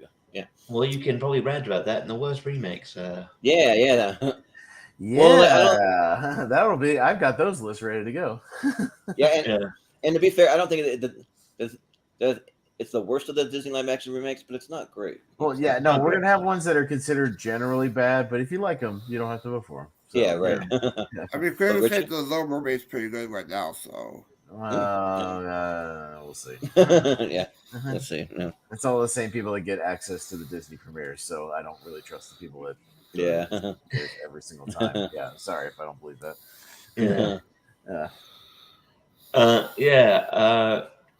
I like both these movies. I might like Emperor's New Groove more, but I do remember. I think I remember Mulan and Mushu's chemistry a bit more than Cusco. So I'm gonna go Mulan and Mushu. I think I just remember connecting with that more than I did with the other one. So, but yeah, I think as a whole, if we're voting just actual movies, I think I'd vote for Emperor's New Groove. But I think the chemistry between Mulan and Mushu is is better. So I'll go Mulan and Mushu. Yeah. In a review that I saw on Twitter from Little Mermaid, quote from it is that the movie's got action that'll make you wet. That's an okay. actual quote from Really? Nemo. What? Then I'm gonna put that on the. Then I'm gonna put that on the DVD on the Blu-ray man. cover of a kids movie. Yeah. That'll be in the porn parody that's coming out soon. Yeah. Yeah. But I mean, in defense to what Jordan said about Mulan, I think what they did, we try and do with the remake, is sort of make it more aligned with the actual Mulan fable, as opposed to doing a straight remake of the animated movie, so to speak. So, and I think Ms. Musha was actually someone that they added into the animated movie that wasn't in the original source material. Well, if you're gonna make a live action remake, just make an actual remake of the movie. Don't veer off into left field. I don't know. It's kind of weird. Well, I mean, look at what they're doing with Sebastian and shit in The Little Mermaid. You think Mushu would work? Holy shit! This CGI is terrible for some of these things. Yeah. It looks like it's like an insect or something weird. I don't know. It's nightmare fuel. Yeah. There's a reason why crabs are fucking scary. You got to make them like cartoon characters, like in the cartoon. Like real crabs are fucking scary looking. Yeah, they are. We've got Frodo and Sam up against Nicholas Angel. Oh, what is this? Oh man, this is the one I'm like advocating for right here. I don't know if I can vote for him. Who's up first? Brian. Brian. Yeah, I'm not the biggest fan of Lord of the Rings, but their chemistry before Sam is on point. So I'm gonna go for Sam on this one. Yeah. Austin. All right. Hold on, I gotta step away for 1 second to grab something. It goes towards my vote. Hang on 1 second. All right. Sure. And it's like really tough. Listen, I don't have giant action figures of Frodo and Sam, but I do have Nicholas Angel and Danny Butterman, okay? Oh, nice. All right? Because they rule. I think this is the best work that those two have ever done together is in Hot Fuzz. Their two characters are just great. And no, come on. I'm not a Lord of the Rings guy, so give me Hot Fuzz all day. Come on, Jordan, you're in the shirt. Yeah, I mean, you're literally wearing a Cornetto shirt right now. Come on. I know, but it's like this match of like Frodo and Sam is like the best friendship ever put to screen, hands down, no matter what. Like it just is. It is a fact. It's not an opinion. So I mean, I think that's an opinion. That's an opinion. No, it's a fact. It's an opinion. But for as much as I was advocating for it, I feel like I just want to kind of see where this goes, because I mean, like if there's any two actors in this world that I just love seeing together on screen, it's Simon Pegg and Nick Frost. They're like so great together. So I think I gotta go with Nicholas Angel and Danny Butterman. Yeah. So, yay! You scared me for a bit. Go against my better judgment, but yeah. Richie. Yeah. Yeah, I mean, I like Frodo and Sam. I'd probably vote for them. You know, if it was, you know, among a lot of other ones. But yeah, I can't in good conscience vote for him. You know, over Nicholas Angel and Danny Butterman. I think that they've never been better. The chemistry is on point in this movie. This is my favorite Cornetto movie, and their chemistry is why they're so good. I just yeah, Hot Fuzz. Yeah. Malcolm, what do you say? Jordan, just putting your brother right there. I know. Yeah. Sorry, Trent. Sorry, but just had to do it. It was the matchup. But yeah. Look, I like Nicholas Angel and Danny Butterman for Hot Fuzz. I think they're good. I think they're definitely a great riff on the whole buddy cop duo. But I actually, when it comes to duos, I actually prefer Sean and Ed over these ones. Really? Yeah. And I mean, look, Frodo and Sam really, throughout the whole trilogy, like they've been together. They were together like all the way through. And like even when Frodo felt he couldn't do it, Sam was there to help carry him up that mountain and all that. So I was going to go Frodo and Sam, but I'm pretty sure Hot Fuzz gets the votes. Yeah, even without Brian, I think it's going to be a Hot Fuzz. So Brian Brian's voted there. First. He voted first. Yeah. Oh, he voted first? Oh, okay. Yeah. For some reason, I don't remember his vote at all. Oh, all right. He voted for Lord of the Rings. He but it's voted up for there Lord of the too Rings. for Hot Fuzz. Okay. Yeah. Next up, Okay. we've got Craig Jones and Smokey up against Maverick and Goose. Ooh. This one's good. Yeah. I like this matchup. Okay. All right. Yeah, I gotta So go who's first? Me. Austin. Okay. Wow. Okay, so I like Friday more than Top Gun because I'm not a huge fan of the original Top Gun. I love Maverick, but I don't love Top Gun. But the Maverick and Goose friendship is like the best part of that movie. But then again, goddamn, like Craig and Smokey are awesome in Friday, and I could watch them just sit on the porch and just observe things around the neighborhood like all day. And just watch shit. So it's close, but I'm actually gonna go with Friday on this one. Yeah. Well, if I'm gonna split hairs here, because like I kind of like these about equally. This is a really tough matchup. It's that Smokey isn't there for the other two movies. It's only Craig. So, but in this first one, that they really Goose work. dies in Top Gun. Yeah, but yeah, I guess that is true. Yeah. I mean, he doesn't even make it out of the whole movie. I didn't think about that, but even still, I do feel like they had like a brotherhood, though, kind of like Craig and Smokey are best friends, but Maverick and Goose, it's like a brotherhood. Yeah, like I'd maybe thinking more of like what's Val Kilmer's character? Is it Iceman? Is that it's Iceman? Yeah, because Okay, Goose is dead. That's why he keeps saying talking to Goose. The whole movie and the sequel. Yeah, that is a good point. But even still, I'm gonna go Maverick and Goose. Yeah. So, because like me and my brother, we literally dressed up as these two characters for Halloween this past Halloween, and we went with Maverick and Goose. We didn't go with Maverick and Iceman or any other characters. So yeah, but Richie. Damn, crazy. Yeah. Bye, Felicia. What's up, Big Perm? I mean, Big Worm. Oh. Is that your vote? Yeah. Malcolm. And Malcolm. Yeah, I mean, I really enjoy Friday. I think it is a good movie. But yeah, look, I'm not the biggest fan of Top Gun. But Maverick and Goose are a good pair, duo, and they definitely work together really well. So I'm gonna go Maverick and Goose. That reminds me. I'm sure it isn't here because I'm the only one who loves Revenge of the Nerds with Lewis and Gilbert. Oh, yeah.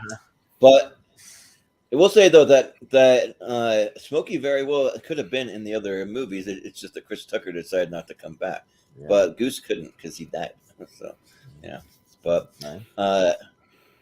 Brian, what do you say? I feel the need for Maverick Goose to move on.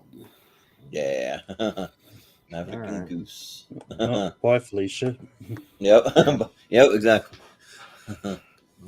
It's sad, but yeah. Next up, we've got Beavis and Butthead. There we go. Marlon and Dory. There you go. All right, Jordan.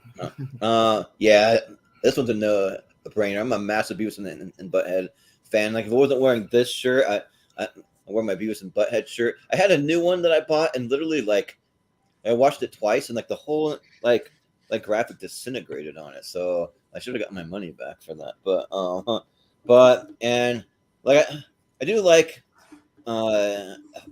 Finding Nemo and Finding Dory, but like man, like I'm just a massive Beavis and Butthead fan. I've been watching the new season and I've been loving it. But the movies though, if you're just going by the movies, they're great. So and like, I understand they're for a certain audience, but the audience who it's for are really love these. I think like this duo. So yeah, Beavis and Butthead. Richie.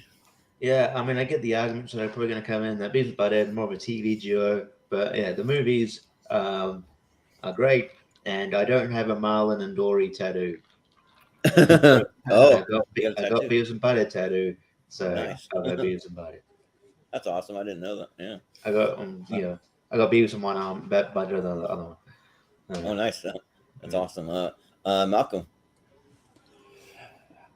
Yeah, I mean, there was a few other duos that we sort of eliminated for the fact that they're more TVs. Like we had Tom and Jerry was there, and Homer and Marge were there. at points too. Yeah. Well, yeah, I would, even though I like the Simpsons movie, I would definitely say that, Homer and Marge are definitely the most iconic TV couple or TV. Well, they were a TV couple. They would definitely just like I said for teams, we should do TV duos at some stage. You should, yeah. But yeah, I mean, it shouldn't come as a surprise to any, but I'm not a fan of Beavers and Butthead. I'm going to go Marlon Doy because I do think like Marlon Doy is the sort of pairing and that really does work really well in the movie. So yeah. Well, what, Malcolm? You don't have a Beavis and Butthead tattoo on you anywhere, right? No. Okay, I just double checked. I've got no.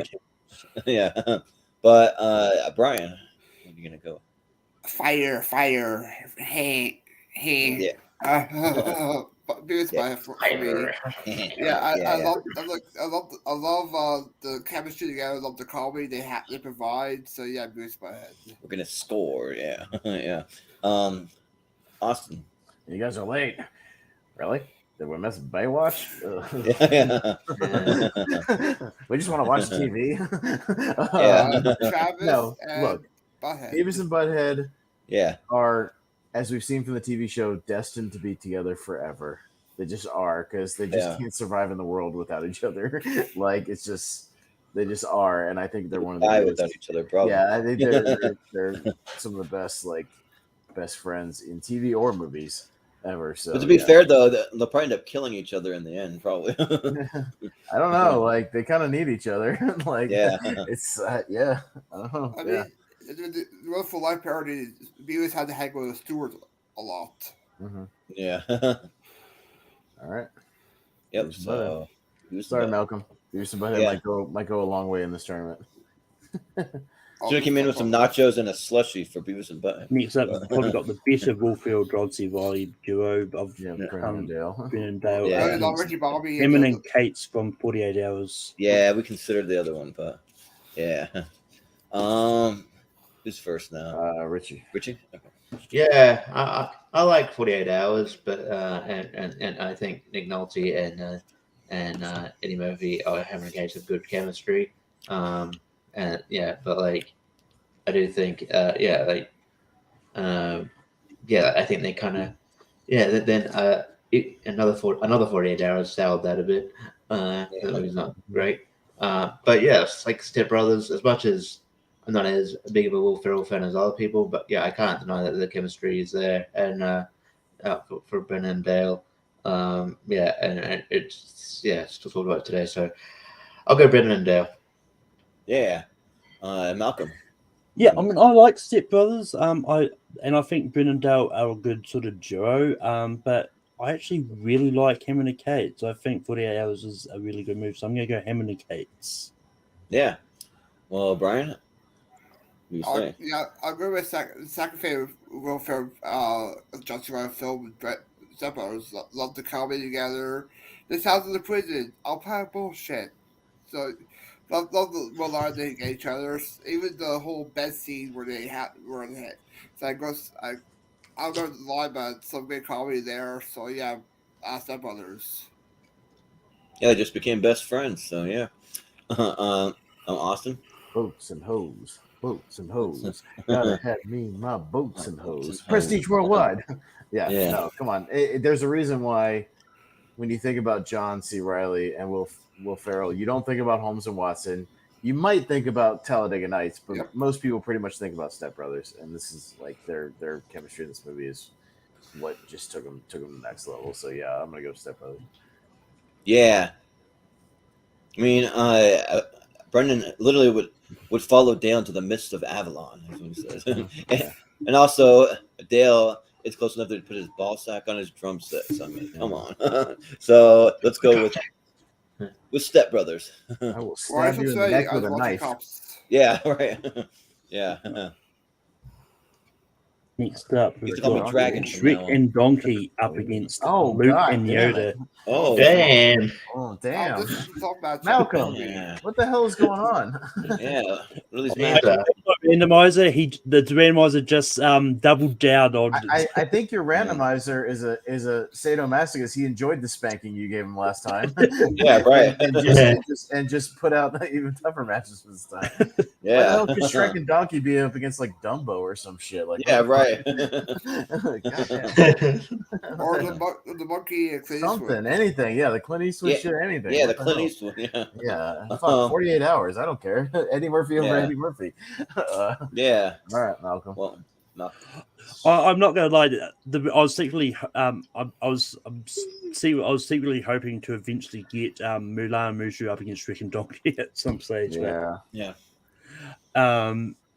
But yeah, I mean, look, I think Luke and Yoda, I think, are a good duo for the length of time we do see them in Empire Strikes Back and with the training and that.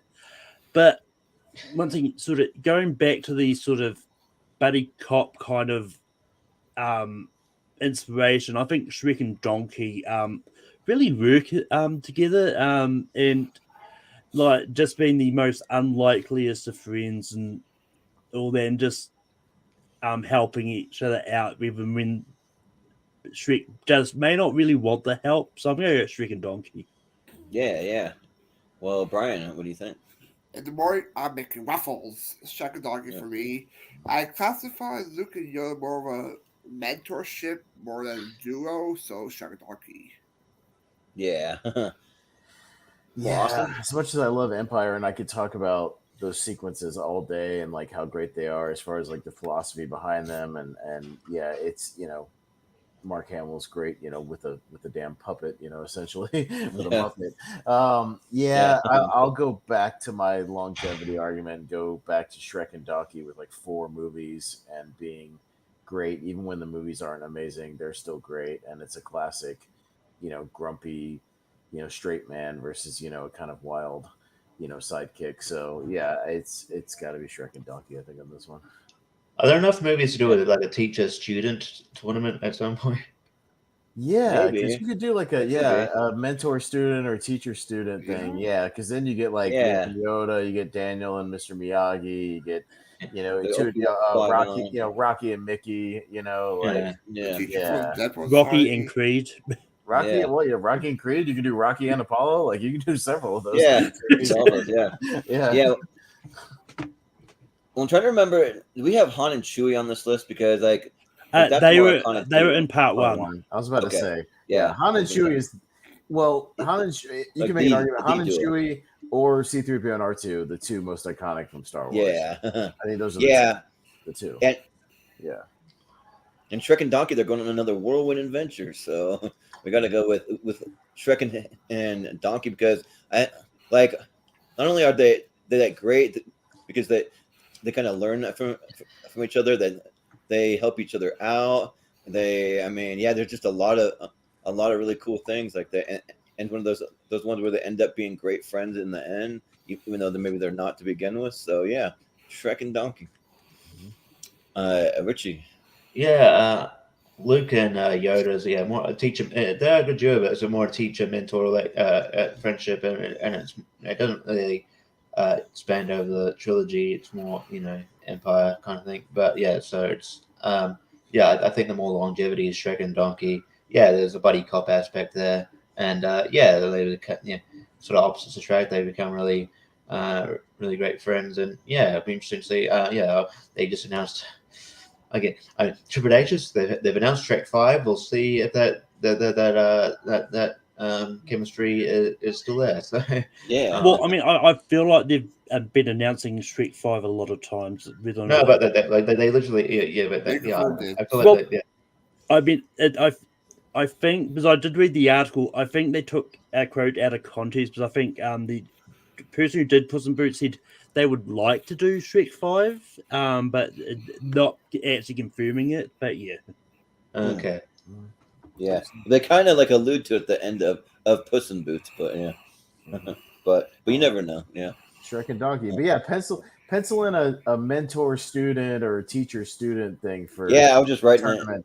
Yeah, on the list there. Not anytime soon. We can find like a tie-in, a movie coming out, in the future, that'll tie. Yeah, that could be a good one. Find something like that. I think there's some heavy hitters in that one actually. That would be really hard. You can Yeah. also do a tournament for animals and movies. You can too. even argue Doc and Yeah. Marty is kind of that as well, like kind of. Yeah. Yeah. All right, Mike and Sully and Todd and Against Copper. Todd and Copper from Fox and the Hound. Fox and the Hound, yeah. Okay. Okay. Brian. Yeah, Google Michael said on this one, they're best friends. They will kill each other at the end, like in Fox and the Hound. And yeah, great vocal performance by Billy Crystal and John Goodman as well. So Michael Sully. Yeah. From Austin. Yeah, I haven't seen Fox and the Hound in a really, really long time, but I love Monsters Inc. It's one of my favorite kind of non-Toy Story like Pixar movies, and yeah, I think it's just because like you could see John Goodman and Billy Crystal like just doing like a stage show together, and that's kind of what they do through these movies. They're awesome together, and they have really good comedic timing, and they make a great duo. So yeah, I'm gonna go Mike and Sully. Yeah, for some reason, I didn't even realize that The Fox and the Hound was released in 1981 because I never saw it for the first time till like the mid 90s, and like was really like just discovering that it existed at that time. So yeah, but I do think that they're kind of on par as duos. So for this one, I just got to go with which one I think is the better movie, just to kind of be like a tiebreaker, and I think that's Monsters Inc. So. Yeah, let's go Mike and Sully. Richie. Yeah, I also haven't seen Fox and the Hound in a long time. But yeah, Monsters Inc. is one of my favorite Pixar movies, and the chemistry between Mike and Sully is one of the reasons why. And Billy Crystal and John Goodman knocked it out of the park, and you could tell they're kind of really good friends. And Mike and Sully easily. Yeah. Malcolm, what do you say? John Goodman's come up a lot in this tournament as a part of a duo. Yeah, he does a lot of duos. Yeah. Yeah. I mean, there was I think on a rough draft of this, I think we did talk about maybe doing Billy Crystal and De Niro from Analyze This, but I don't know if that. Oh yeah. But yeah, I like Fox and the Hound, but I'm going to go Mike and Sully. I think they're sort of the more, really big duo. Yeah. He was in an adaptation of a really famous buddy duo, Fred and Barney, the Flintstones. Yeah. Yeah, more of a TV thing than a movie thing, which is the one movie. But if you did a TV one, like they would have to be on there. Yeah. Well, speaking of Robert De Niro, did you hear that he just had a kid at 79 years old? That is nuts. Like 79 years old, and you're just having a kid. That kid's gonna grow up with barely a father. But for a couple of years of his life, he can. That kid's gonna grow up with a lot of money, so I don't. He's gonna grow up with a lot of money, and for a couple of years of his life, he could say, "My dad is Robert De Niro." But yeah, right. My dad was in The Godfather 2 and Goodfellas. Yeah, my dad was after his dad passes away when he's like my dad. Paul McCartney did the same shit. Like I don't, but that kid's gonna have Beatles money, so like I don't feel. Like it's like whatever. Yeah. Look, Jordan, we don't want you putting it into the universe to kill off Robert De Niro. Please. No, don't do that. I don't want that at all. No. I forget I said that. Yeah. We've got Gamble and Holtz on the other guys up against Barley and Ian from Onward. Okay then. Who's up first now? Me. Yeah, Onward's okay. I feel like it's a little too recent, kind of like the Unbearable Mass Talent to put it on like an all-time list. I think that they're fun together, but I'll go with the other guys. Mark Wahlberg's just so pissed off at Will Ferrell that whole movie. It's pretty funny to watch, so I'll go with the other guys. Yeah, this one's close, but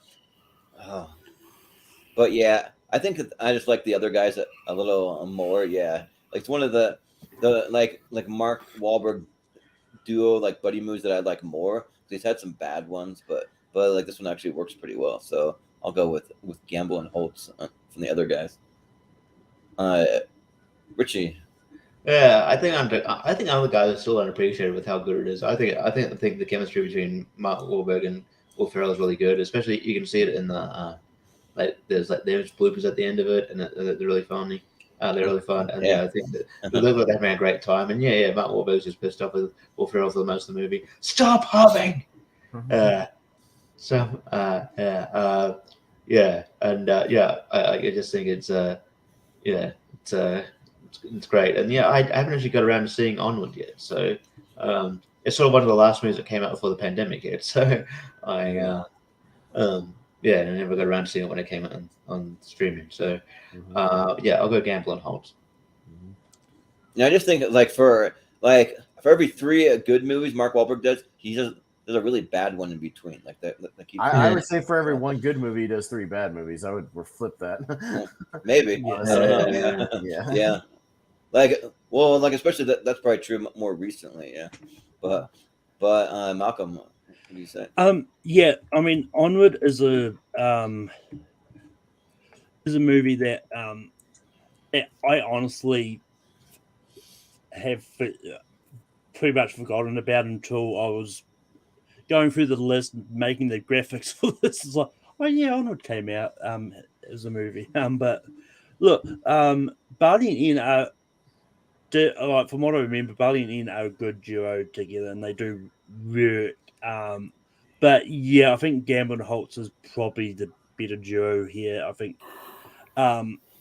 they're just a lot of fun, and especially when they're putting out every time their boss talks about TLC without talking about TLC. So Gamble and Holtz.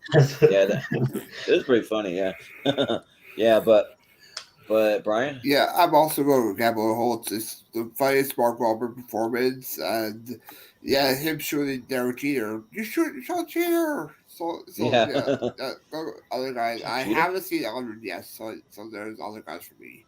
How have I seen Onward, but like Brian hasn't seen Onward? That's Yeah. It's one of those films I haven't seen yet. Yeah, that's weird. Yeah. Well, on my Facebook page, I posted this random video of Mark Wahlberg. He put it on his social media. He came to Idaho to do recruiting for the Patriots. So it's just him walking around a grocery store, just saying hi to people, and he was trying to recruit players from Boise State. But he's just like cruising around the parking lot. He goes inside. He's just like, wow, this place is pretty nice. Cool. Yeah. Did you ever say hi to your mother for me? Yeah. It's kind of interesting. He didn't say that, no, but that would have been funny. This is really tough, this one. I'm not gonna lie. Yeah. Yes, it is. Jordan, it's Ratatouille and How to Train Your Dragon. Yeah. Let's see it. Well, this one's kind of tough because I'm not as high on How to Train Your Dragon as everybody else, but thing is, I'm probably not as high on Ratatouille either. They're both like 7 out of 10s for me. So still high enough. So like they both kind of fall like around the same spot, but I think I'm gonna go with Linguini and Remy. I just think that I kind of just gravitate towards that movie a little more, maybe. So yeah, Linguini and Remy. Richie. These are both movies where I think one doesn't work without the other, so they're great duos in that respect. Leaning a bit more toward, like, I think How to Train Your Dragon's maybe the better movie, just slightly. But I love Ratatouille. But I think I'm going to lean towards Linguini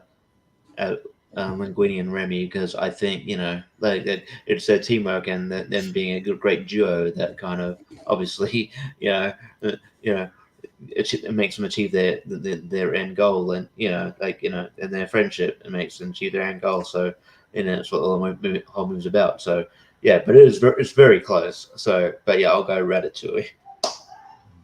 Yeah, I have a little bit of a resentment because last time I went to Disney World, I tried to go on that Remy Ratatouille adventure ride, and it was the last thing that we did at the whole entire park, and the ride was down. And it was right before the park was about to close, so there's nothing we could do. I didn't get to ride it, so but it's fine. but Malcolm, what do you say here?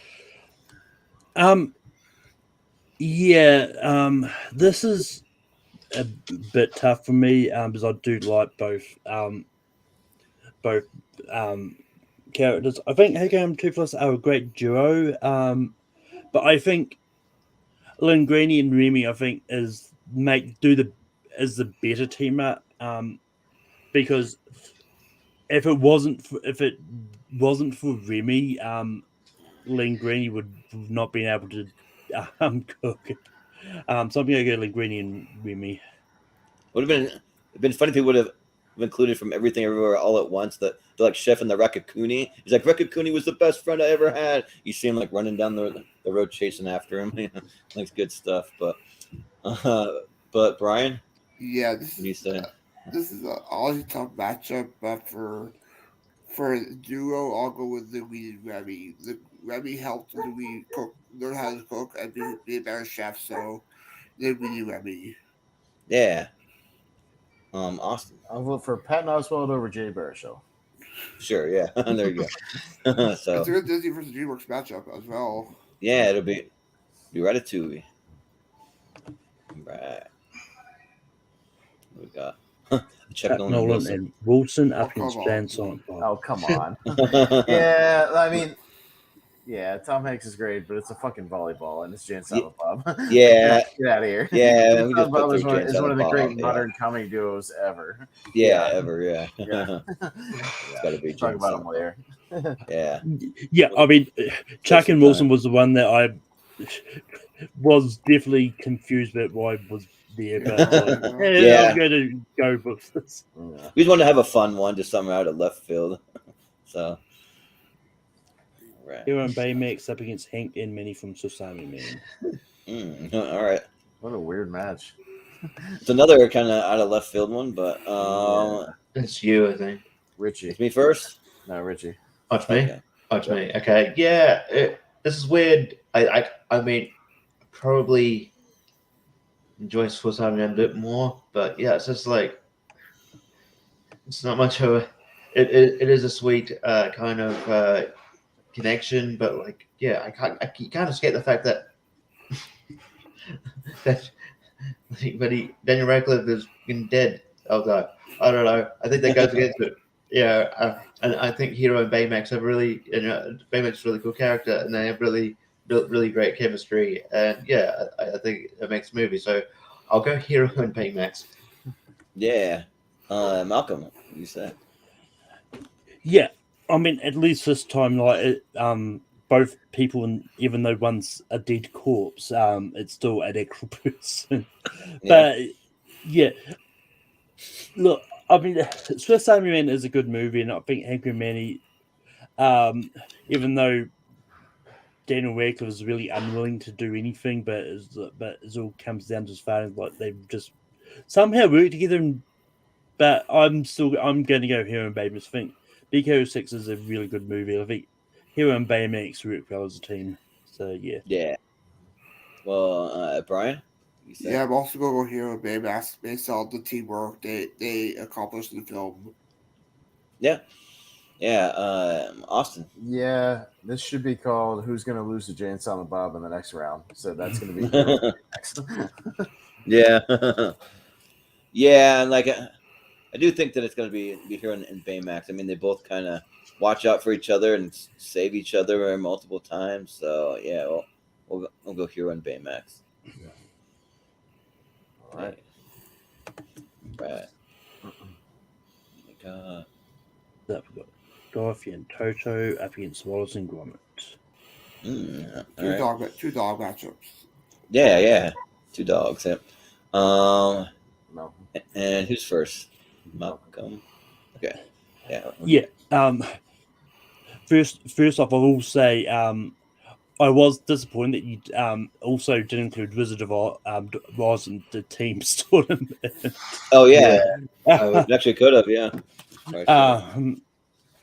But yeah, as much as I love Dorothy and Toto, that's more of a human pet relationship than a like equal duo. So, well, yes, Toto has its moments when he kind of helps in that, but I'm going to go Wallace and Gromit because once again, there is the argument that they can be more of a TV duo than movie pairing, but their team up and Curse of the Rare Rabbit is great, and I think the way they managed to do the things like just incredible. So I'm going to go Wallace and Gromit. Yeah. O'Brien? Yeah, Wallace and Gromit for me. Gromit is a better dog than Toe is. He works. He's a good dog to his master. Wallace even had to save him from Let's turn back to human from being rare rabbits, so Walter Gromit. Yeah. Austin. Yeah, Gromit actually does stuff. Toto's just kind of along for the ride and there. It's just a dog. Yeah, it's just Yeah. like I mean, that's like, to me, this pairing is like if you said John Wick and the dog. Like, Yeah. like it's just the dog's just following him around. Like I don't know. Like it's not like they have chemistry. I don't know. Like yeah, that's the weirdest pair from Wizard of Oz I think you could have. So yeah, it's pretty easily Wallace and Gromit for me. Yeah. Well, I do think that like Toto's going to be one of the most iconic dogs out there, but yeah, it's not to say that makes him like like an iconic duo or anything. But I mean, but so yeah, it's probably going to be Wallace and Gromit. It's like they work really well together, but then they kind of work against each other sometimes too. So yeah, Richie. Yeah, I feel like if you had Dorothy versus one of the the other characters, maybe you have a bit more argument. But yeah, Toto, it's just literally just a relationship with a person and their pet. It's not really much of a duo. Yeah, Gromit's actually more of a sentient character that does more stuff, and there's more of a duo relationship there where they actually help each other out and kind of solve mysteries. So I'll go Wallace and Gromit because they're great too. Yeah. Yeah. Mm-hmm. All right. So. All right. Yeah, funnily enough, if you put Wicked Witch on the Winged Monkeys, I think ironically, I would have agreed with that more as a duo. Doc and Toto. I don't know if there's any like straight up duos in Wizard of Oz. I think it'd be more like if you don't count that. I would say the one thing I would pull is if you had like a rivalry like Dorothy and the Wicked Witch or something. I don't know, like or adversary. You could do like protagonist, antagonist kind of a thing. Yeah, put antagonist. Anything. Yeah. Yeah, something like that. We could do an episode. Yeah, it's like best rivalries in movies. That could be a thing. Yeah, but all right, get to a finish here. Jesus, whoa! Different gunshots. Someone shot the starting pistol somewhere. Yeah, There was a door. That was. Yeah. Oh, I was gonna say like if someone dropped dead, we'd have to end the stream. Yeah. No, man, the show must go on. What are you talking about? Yeah, right. We gotta figure out which duo wins. I don't know. Right. If it was me that got shot, there's really no way it can continue. Yeah, that is true. We just sitting here awkwardly. Oh no! What do we do now? All right. Well, let's see which duo wins this thing. Let's speed ahead and get it done. Brian, the McManus brothers and Predator. I'll go double the Dutch Dillon. Yeah. Austin? I'm actually gonna go the Boondock Saints on this one. Yeah, I think Predator's the better movie by far for me, but yeah, I think I'm actually gonna go with the Boondock Saints also. The duo works better. Richie? Yeah, Murphy and Connor. Yeah. Malcolm? I was going to go Dutch and Dillon, but moving Connor, move on. Ooh. Oh, okay. Connor. So they go to the championship, right? Because that was just 32 to the 16. Yeah. So yeah. All right. Riggs and Murtaugh. And Andy and Red. Oh, damn! One of these is not going to make it. Ooh. Yeah. Who's that first? Me. Oh shit. Because man. I'll go longevity's sake and probably maybe the most iconic buddy cop. I'll go Riggs and Murtaugh. Yeah.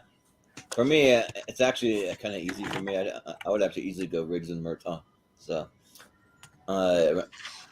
Richie? Yeah, I'll go Riggs and Murtaugh. Yeah. Malcolm? Yeah, I mean, I like Andy and Red, but I'm going to go Riggs and Murtaugh. Yeah. Brian? I would have got Andy and Red. Ooh. All right. It's going to be Riggs and Murtaugh. Yeah. All right. Right. All right. C-3PO and R2-D2 and Walter and the Dude. Yeah. All right, Jordan. That's another one that's pretty easy. It's got to be C-3PO and R2-D2. I just think that they work really well and they're like fun. Like even the bickering, like for me, like it doesn't get annoying. I actually like enjoy it. So yeah, C-3PO and R2-D2. Richie. C-3PO and R2-D2. Yeah. Malcolm. I'm going to go Walter and the Dude. Yeah. Brian. C-3PO R2-D2. Yeah. And Austin. 3PO and R2. Yeah. R2. C3D2 and R2PO and move on. Yep. Yeah, one of those. Eddie and Roger Rabbit up against Buzz and Woody. Damn it. Richie. Buzz and Woody. Yeah. Malcolm. Eddie and Roger. Yeah. Brian. You can't have a picture of Buzz and Woody, so Buzz and Woody. Yeah. Austin. Hurts my heart to say Buzz and Woody. Yeah.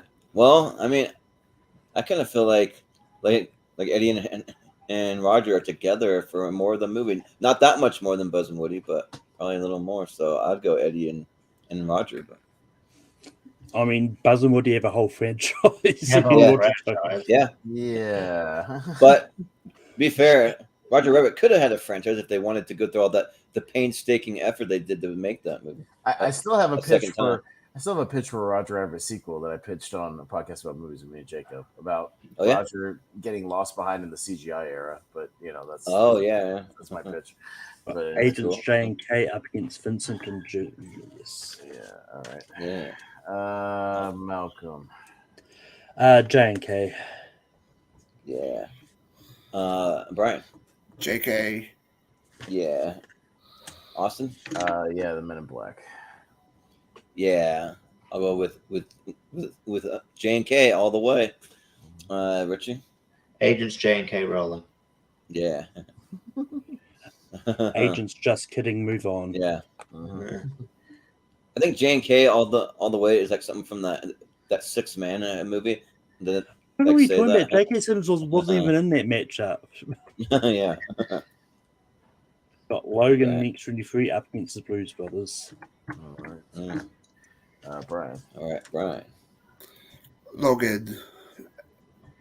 Yeah. Austin. Wow, the Blues Brothers. Yeah.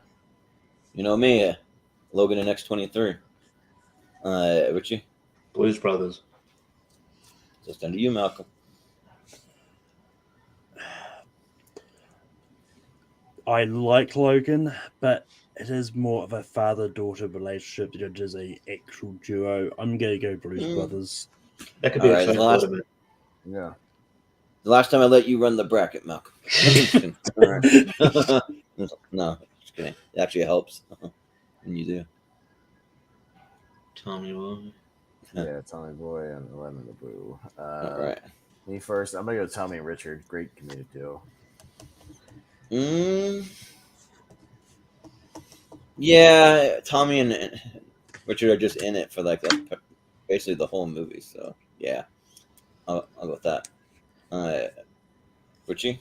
If you said Aladdin and the Genie, it'd be closer, but I'm going to go Tommy and Richard. Yeah. Yeah. Malcolm. Yeah, I expressed my regret about not changing this up to be Aladdin and the Genie. Tommy and Richard.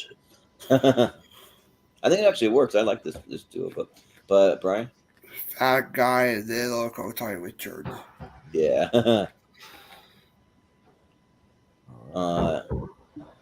Yeah, it'll be. Is that everyone? Yep. Yeah. Richard, why can't you express your true feelings? Next up, we've got Healy and March Guys. up against Sherlock Holmes and Watson. Oh, fudge. This is actually kind of tough. Jordan. Oh, man, I got to go first. Oh, because I like The Nice Guys as a movie better. And,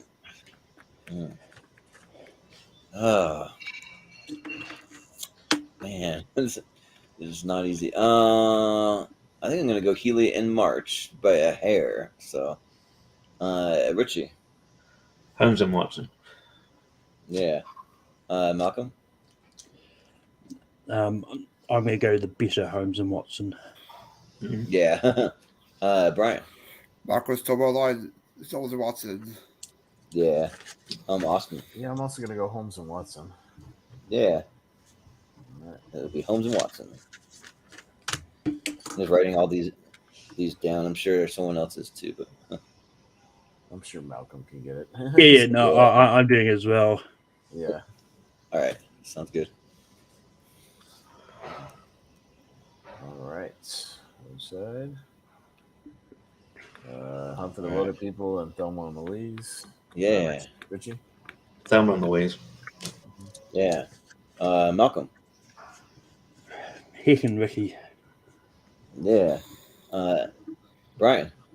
TL Thelma Louise. Yeah. Austin. Thelma and Louise. Yeah. Let's go Thelma and Louise. All right. Okay. Yep, and Harry up against Harry and Marv. Oh, got a couple of Harrys there. Yeah. Yeah. Malcolm. Now I wish we got Harry Norton to get that to the final. Yeah, right. They should have. I still haven't seen Stir Crazy since we started this bracket. Maybe I What have you been doing? Yeah. I've been wanting to bracket. But I'm gonna go Harry and Marv. You've been watching Stir Crazy. I just saw it in the background. I'm just kidding. Brian. Harry Marv easily. Yeah. Austin. The Wet Bandits, the Sticky Bandits, whatever you want to call them. Harry Marv. Yeah. Yeah. Harry. Yeah. Gotta go Harry and Marv. Richie. Harry and Marv. Yeah. All right. Nice. All right. Mulan and Mushu up against Nicholas Angel and Danny. Oh, fudge. This one's hard for me. All right. That's hot fudge, not fudge. Yeah. Brian. Hot fudge would be be very good. Yeah. Be very melty everywhere. Yeah. Hot messy. fudge. Yeah. Yeah, like cold fudge. Yeah. I'll go with the M&M Mulan Mushu. But a hot fudge sundae, I mean, you got that. So, but Austin. Nicholas and Danny. Man, this is hard because it's one of those weird ones where Mulan is my favorite Disney movie. I haven't really met anybody else that's their favorite Disney movie, so it's just mine. I like it, but I'm gonna go with Nicholas Angel and Danny Butterman. Yeah. Richie. Nicholas and Danny. Yeah. Malcolm. Nicholas and Danny. Yeah. Yeah. All right. Simon and Nick. No. Maverick and Goose. Maverick and Goose up against Beavis and Butthead. Ooh. Yeah. Me first. Beavis and Butthead. All the way. Yeah, as dumb as Beavis and Butthead seem on paper, man, like every time that they come up, it's like the easiest vote for me. So yeah, Beavis and Butthead. Richie, do you have a Maverick and Goose Top Gun tattoo? Yeah. No, not yet. So Beavis and Butthead. Yeah. Malcolm. Maverick and Goose. Yeah. Gonna be in the minority on this panel. Malcolm Brian? feels like how fucking Lord of the Rings goes through every time how I feel. Or like when the Godfather goes through every time how I feel. Or like how Thor Ragnarok when it goes through every time how I feel. Yeah. Yeah. But Brian? I'll go with Great Cornholio moves in my head. Yeah. All right. Great Cornholio. They need TP for their bung holes. No, the thing that pained me the most is the fact that I had to make find graphics of Beavis and Butthead. Well, I'm sure it wasn't hard. Been in the Dale up against Rick and Yeah. Yeah.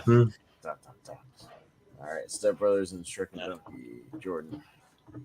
Yeah, this whole series give me some good Halloween costume ideas. If I can get anyone to do some of these with me, so yeah. For this one, this is tough. I just think Shrek and Donkey are a little more iconic, but I do love Step Brothers. But yeah, Shrek and Donkey. Richie? Yeah, just by a hair, I'm gonna go Shrek and Donkey here. Yeah. Malcolm? So next Halloween, are you thinking of finding someone to pair up and do Shrek and Donkey together? Sure, yeah. I'm going to vote Shrek and Donkey. We could have 3 people because you have 2 people in the donkey suit, the front and the back, and then you have Shrek. Yeah. So it But could be Fiona, so it could be Puss in Boots. Yeah. yeah. whole Oh yeah, yeah. crew. The Yeah. whole crew, yeah. Yeah, I'm going to go with Shrek and Donkey. That would be my last pick for vote for tonight. So I'll go. Okay. Yep. Sure, yeah. We'll see you later, Brian. All right. He never wants to do any plugs, so I just let him go. That's fine. Yeah. He'll be here sometimes. Okay. Anyways. Yeah. He's here Shrek and once in a while. Yeah, Shrek and Donkey. Yeah. All right. Yeah. All right. Let's see. Yeah. Mike That and was got Sully. Mike and Sully up against the The other other guys. guys. Okay. We Richie. could have some ties here. We'll see. Yeah. Mike and Sully. Keep track. Malcolm. I'm going to go Mike and Sully. Yeah. Austin. Mike and Sully. Well, they have a song about it. Like they wouldn't be nothing if they didn't have you. So that with the other one. So Mike and Sully. Yeah. Uh-huh. Mm-hmm. Yeah. Richie, did you vote? Yeah, I said Mike and Sully. Yeah. Yeah. Mm-hmm. All right. Greenie and Remy up against Jay and Silent Bob. Yeah. Malcolm. I'm going to go Linguini and Remy. Yeah. Austin. This is like not even close. Jay and Silent Bob. I mean, like it's not close, but it's not. It's like a huge of a gap as I would have thought, but still, it's Jay and Silent Bob. Richie. Jay and Bob. Yeah. Yeah.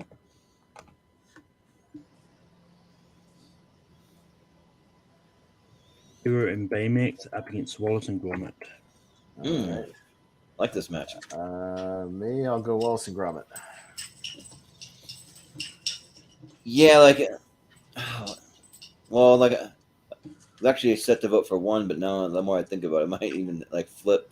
Yeah, let's go Hero and Baymax. Yeah. Richie. Wallace and Gromit. Yeah. Malcolm. Wallace and Gromit. All right. All right. There we go. Wallace and Gromit. Mm-hmm. So for that side. All right. That's it. All right. So The 8 coming up. we got our Sweet 16, which funny, I was keeping track of it, and then halfway through, I just stopped. Do you have? Did you guys have the Sweet 16 for the other one?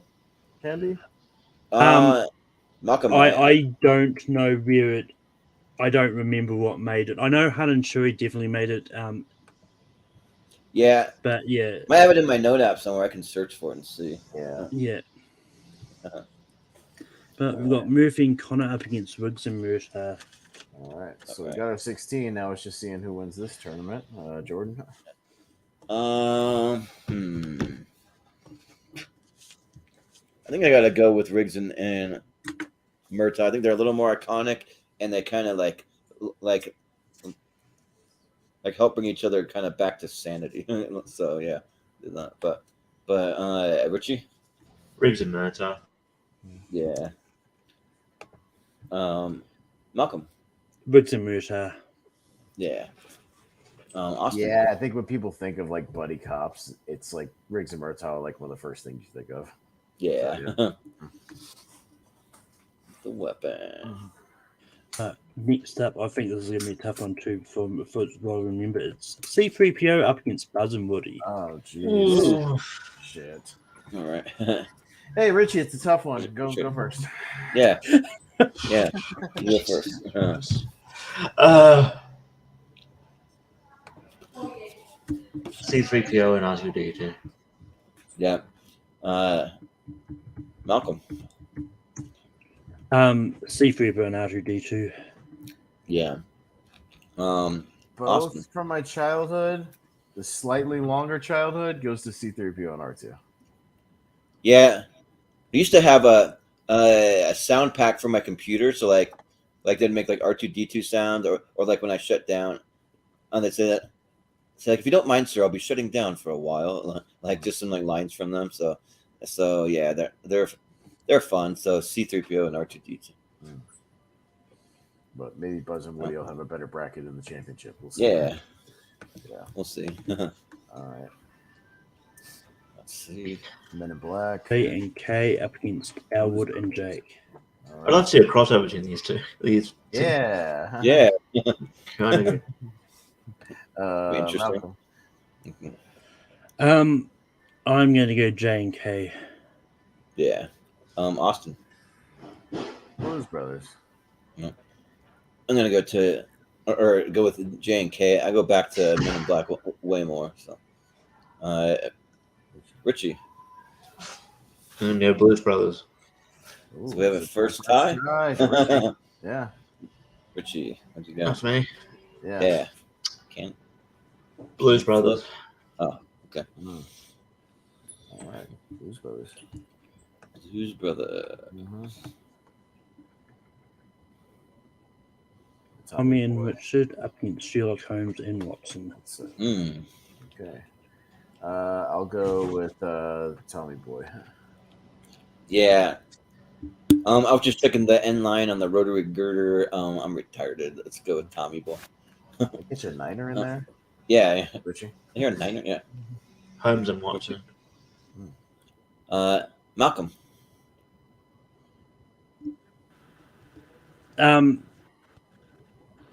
Yeah, I'm going to go Holmes and Watson. Ooh. Do another tie. Another tie. Now So, it goes Malcolm. Malcolm. So, I don't know what's going on. Mm. I got my duo right here. They're right there. Come on. I mean, I like the Sherlock Holmes more than I like Tommy Boy.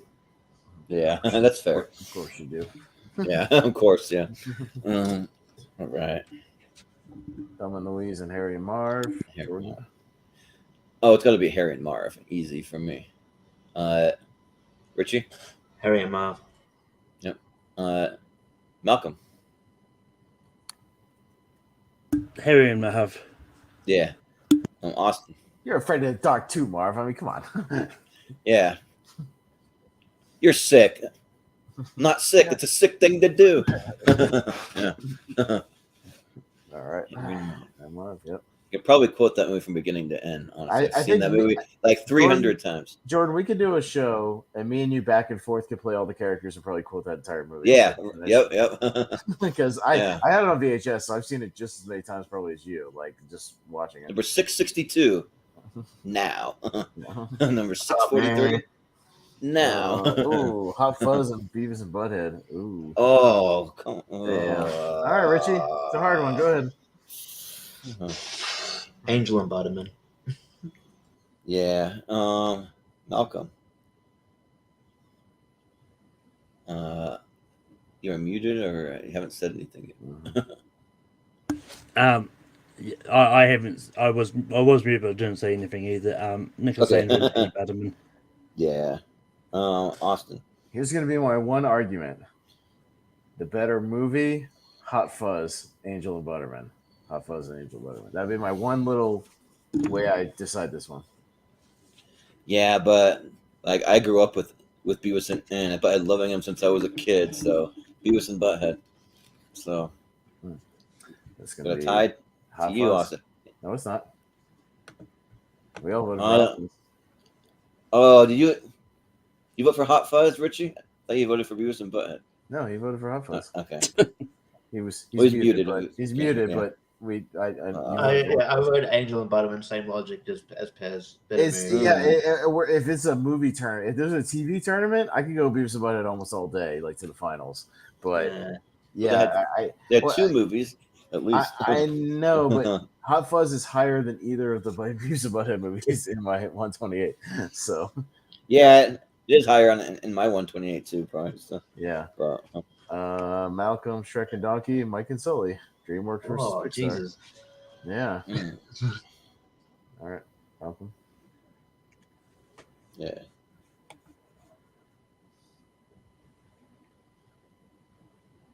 Are you muted? Malcolm. Speed round.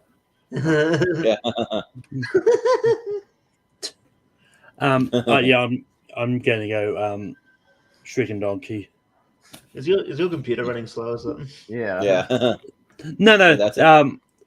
I had the video up for the part 1 because I was going to go through that and Oh, the take 16. Oh, Yeah. yeah. Okay. Get them fair all, enough. yeah. Well, Yeah. well, Austin? I'll take Shrek and Donkey. Yeah.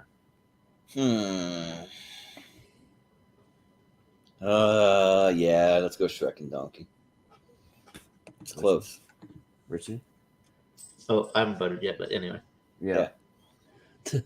Mike and Solid.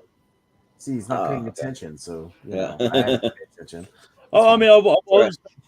for some reason. I He's thought Richie's distracted. He's distracted. Poor Malcolm.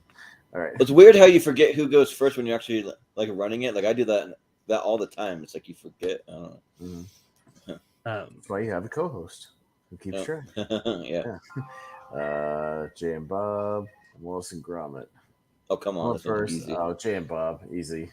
Yeah. Jane Bob. Yep. Richie. Jay and Bob. Yeah. Malcolm would have Malcolm. gone Wallace and Gromit. I guarantee it. I'm going to go. If we took Jay and Bob. Ooh.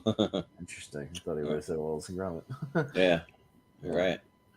But again, if we do TV, like more TV than Okay, anything fair more. enough. Fair enough.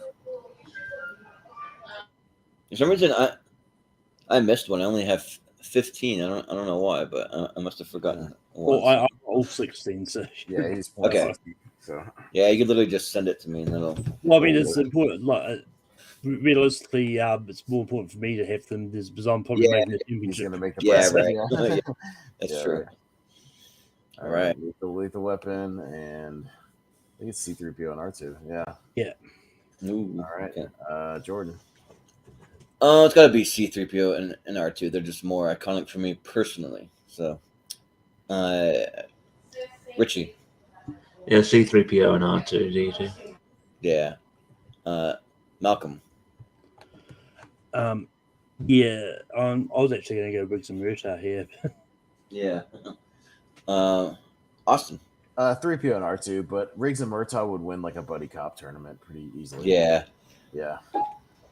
Which I don't really have any C-3PO things around my room, but I've got multiple R2-D2. But yeah. But if this was the poll, then Riggs and Murtaugh would have made the poll, which I would have been fine with. You know what I mean? Because they deserve. Oh yeah. So Yeah. we'll see. We'll see if they make they'll have another shot. Yeah. Blues Brothers hanging in there, and Holmes and Sherlock Watson. Holmes and All right, Richie. Right. Gee. Blues Brothers. Malcolm. Holmes and Watson. Yeah. Austin. Blues Brothers. Yeah, for whatever reason, like people are really high on the Blues Brothers. Like it's just not something that I really grew up with and gravitated towards that much. So I'm gonna go Holmes and Watson. It's tied to me. I'm putting through the Blues Brothers. Yeah. In the Final Four. In the Final Four. Yeah. So was that a tie or tie to me? Blues Brothers. Yeah. Yeah. Mm-hmm. All right, Harry and Marv. Harry and Marv, Bandits. Nicholas Angel and Denny. Oh, fudge. Oh. Hard one. Gosh. Damn it. Malcolm's got it first. Yeah, if this was hurdled in the fight, it'll definitely be Nicholas and Danny. Harry and Marv get outsmarted by yeah. so I'm going to go Nicholas and Danny. Yeah. Austin. If I'm going movie, I go Hot Fuzz. Duo, I might actually go Harry and Marv. We go Harry and Marv. Yeah. Open up, kid. Santa Claus in his elf. Yeah. And I gotta go with Harry and Marv. Yeah. Richie. Yeah. I think the better duo here, I guess, it pains me, but I have to go Harry and Marv. Yeah. All right, Harry and Marv. Yeah. Wow. Harry and Marv. Rick and Donkey up against Jay and Silent Bob. All Mm. right. They've both been in a lot of movies together. Yeah. For once, it's not just like a one movie versus a franchise. It's like two that have been on screen a lot. Yeah. So, all right. Me first. I'm gonna go Jay and Silent Bob. Just personal favorite. Yeah, I think I'm also gonna go Jane Silent Bob. But like this is where like a like kid me or even a teenage me, it'd be the other way. But I'll go Jane Silent Bob. No. Richie. Give him a Yeah. second. Yeah, Jay and Bob. Yeah. Malcolm. I mean, I gravitate more to Shrek and Donkey, but I like both of the duos. So All right. Yeah. Jay and Bob. In the final four. Jane Bob. Okay. Right. 9 minute tie championship. 3PO and R2 versus the Blues Brothers, I believe. Jordan. Oh, C3PO and R2 by a country mile here. So, Richie. It's actually not. It's actually tough. I know Blues Brothers only been in one movie, but like they're still iconic characters. So I'm gonna go Blues Brothers here. We'll see what happens. They're iconic enough that they still appear every day and perform shows at Universal Studios. Sure. So, yeah. But Malcolm. just because I know where the tiebreaker is going, I'm going to go C3PO and R2D2. Yeah. Austin. I would have gone C3PO and R2 at this point, though. Anyways. Okay. Yeah. Yeah. Yeah. All right. Harry and Marv and Jay and Bob. That's a tough one. That's a really tough one. Yeah. Richie. Jay and Bob. Yeah. Malcolm. Jay and Bob. Austin.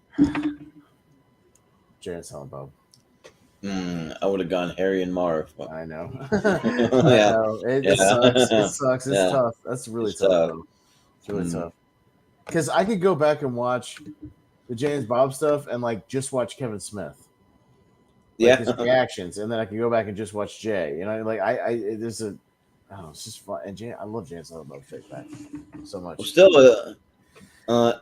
just as hard for me in this matchup though. Like either way. Yeah, no, this was tough too. Like legit. All right. Malcolm, C3PO and R2 and Jay and Bob.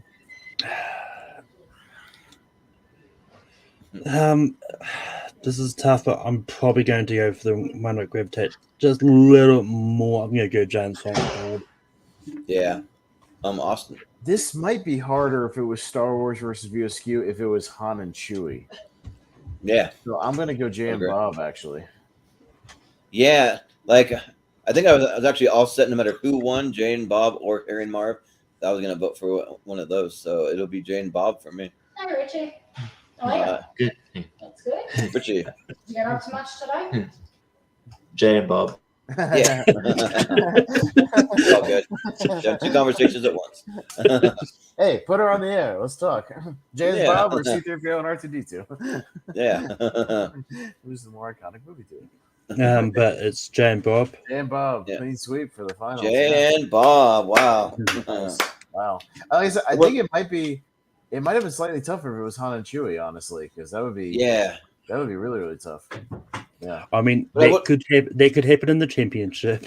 It could. Yeah, but I wouldn't have predicted Jay and Silent Bob probably, but I mean I'm not mad about it. I think they're heavy favorites. They're really fun to watch, and they steal every scene they're in the movies where it's not them headlining. You know what I mean? Like, think about it. They steal the shit in Dogma. They steal scenes in like Clerks 2 or Clerks or like all that stuff. Mallrats, even Chasing Amy, all that stuff. Yeah, like they kind of steal everything they're in. So yeah. Yeah, like half those movies, I'm just waiting for Jay and Silent Bob to show up. Yeah. so yeah, but yeah, that was a fun time. We finally got to it to part 2. So we'll have our championship in about a month from now, and we'll see what happens. So just for anyone watching, there won't be any polls in the Schwinn Friends in family group for this one. We always wait till the championship on these 3-parters. So there'll be one next month. So but yeah. So can I do my plugs first? Because I gotta go. Yeah. Yeah. Hit it, Richard. Yeah, it would have been you first anyways, but yeah, go ahead. All right, cool. Just tournament fights on here. Tier rank, Lonely Marks, but he Pez won the prediction thing, so probably gonna watch a Vince Russo thing is fucking Carlito, fuck Carlito, and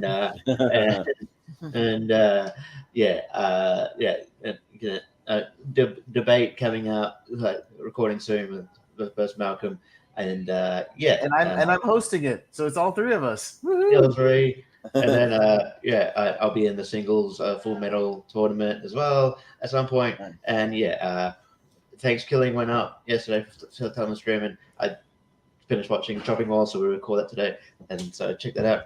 And the robots in Chopping Mall look like the head looks like the robot from Power Rangers. You know the Alpha. Alpha from Power Rangers. Yeah. Oh, yeah, the Alpha. Alpha 5. Alpha 5 from Power Rangers. Yeah. Make sure you guys mention that it has the obligatory Dick Miller cameo from the 80s. From 80s. It was fun. So check that out, and yeah. All right, cool. Thanks, Then. We'll see you. All right, man. See you later. All right. Yeah. All right, Malcolm.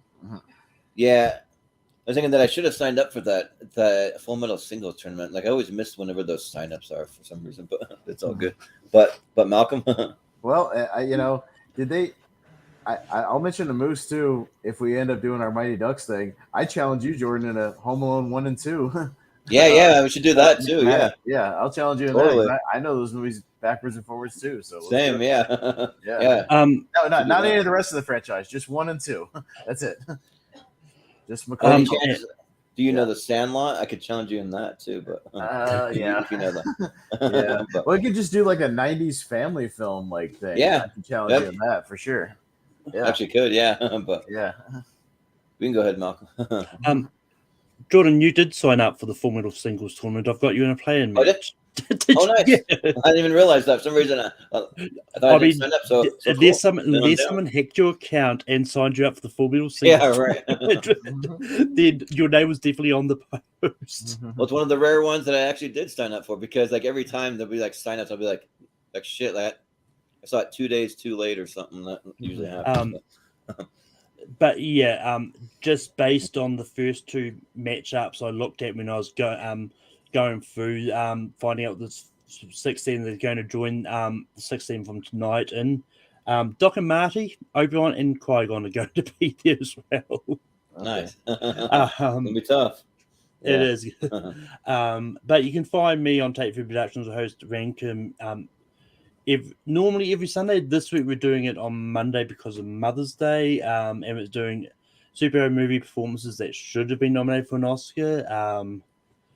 According to someone on a post, apparently there's not a lot, but that's just his opinion, so I think there's a few. Yeah, I think there's a few, but there's not a whole lot I would nominate. Honestly, I don't know. I don't think there's a whole lot of like next level performances in superhero movies. Yeah, well, yeah. I mean, it's one of those. It's one of those ones like I will say there's probably a lot to make. There's enough to make a top 12. Like there's enough, but yeah, I mean, you'd have to stretch. In my opinion, you'd have to stretch a little bit. Like I didn't have to stretch as much for the horror one. You know what I mean? Like I could come up with.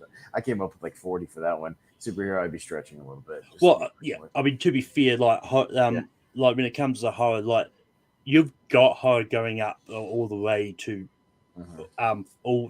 since the start of the it keeps like superhero movies have only really been sort of proactive since about the 2000s, so you've got about 20 years worth of stuff. What do you mean? I can't nominate Billy Zane for The Phantom as Oscar?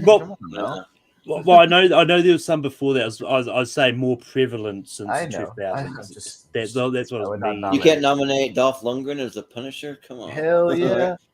Leah Thompson is so great in Howard the Duck, man. She's perfect.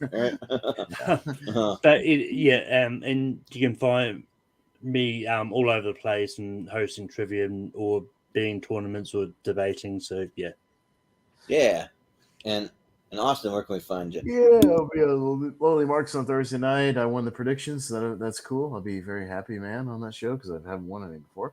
Podcast about movies, me and Jacob on Saturday night around 6 o'clock. We'll be doing kind of a space themed show. So we'll be talking about and reviewing 2001: A Space Odyssey, Galaxy Quest, Event Horizon, and then it'll lead up to kind of a spoiler review of Guardians 3. So kind of because Guardian 3 is like a kind of a mashup of comedy and action and, you know, fantasy and stuff. So we're kind of doing some movies that kind of lead up to that. So yeah, we'll be doing that. And then I'll be doing my Star Wars drinking game watch along for the holiday special on Saturday night with Wolfman. And we're going to put it on the screen. So if you're around and you've never seen it, watch it with us and watch us get plastered while we're doing it. And you can watch both things, the special and us. So yeah we're going to put it on the screen because we're just playing the YouTube version that still has the commercials. It's never been commercially available. So I don't think we're breaking any copyrights of something that is not officially available anywhere. So yeah, that's what we're doing. Yeah. Sounds good. And yeah, I was debating whether or not I wanted to do a review for Guardians 3, but if you guys are gonna do one, that just might make it easier. I'll just let you guys do it. If you by any chance need a third, I do have like thoughts on it, but I don't want to infringe on what you got to come on and talk about 2001 Event Horizon and Galaxy Quest, because that's what we're doing first. Oh, so it'll be like all the same episode. Okay. We're leading up to it within the episode. Okay. So we're gonna do kind of like what we did for our last episode. We're talking about 4 movies. Yeah, we're just doing kind of a space theme, but we're gonna build up to the Guardians review at the end. So yeah. Okay. Well. Yeah. Well, I may still just do something quick, make it something like really short or something, but yeah, we'll see. But yeah, you can find us on all the social medias at Movie Hero 2121 on Twitter and Instagram. You can find me even more active on my personal Instagram, Jordan83616. You can find us in the Showdown Friends and Family group on Facebook.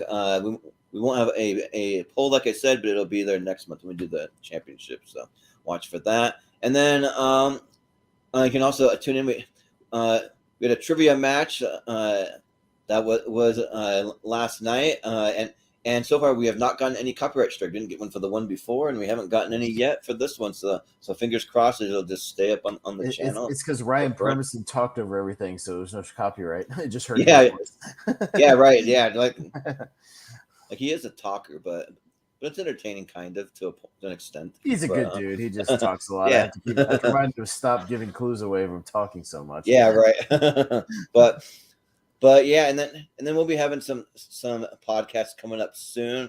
We'll be for sure doing after our animated tier ranker series wraps up. We'll be doing an animation draft. We'll be doing a podcast talking about all our favorite sketches from sketch comedy, and then we have a couple other things we've kind of been talking about here and there. So just follow us on our social media, and we'll make all those announcements. And then also, if you haven't hit the subscribe button, that's something that I've been trying to do, a big push for subscribers, because we need to get there. Like we're only at I think we're at 222 or 23, something like that. We need to get to 1,000. So it's a slow climb, but we're working our way there. So, but hey, when I joined the channel, you had 20 subscribers. So we're getting there. Yeah, right. Yeah, we're getting there.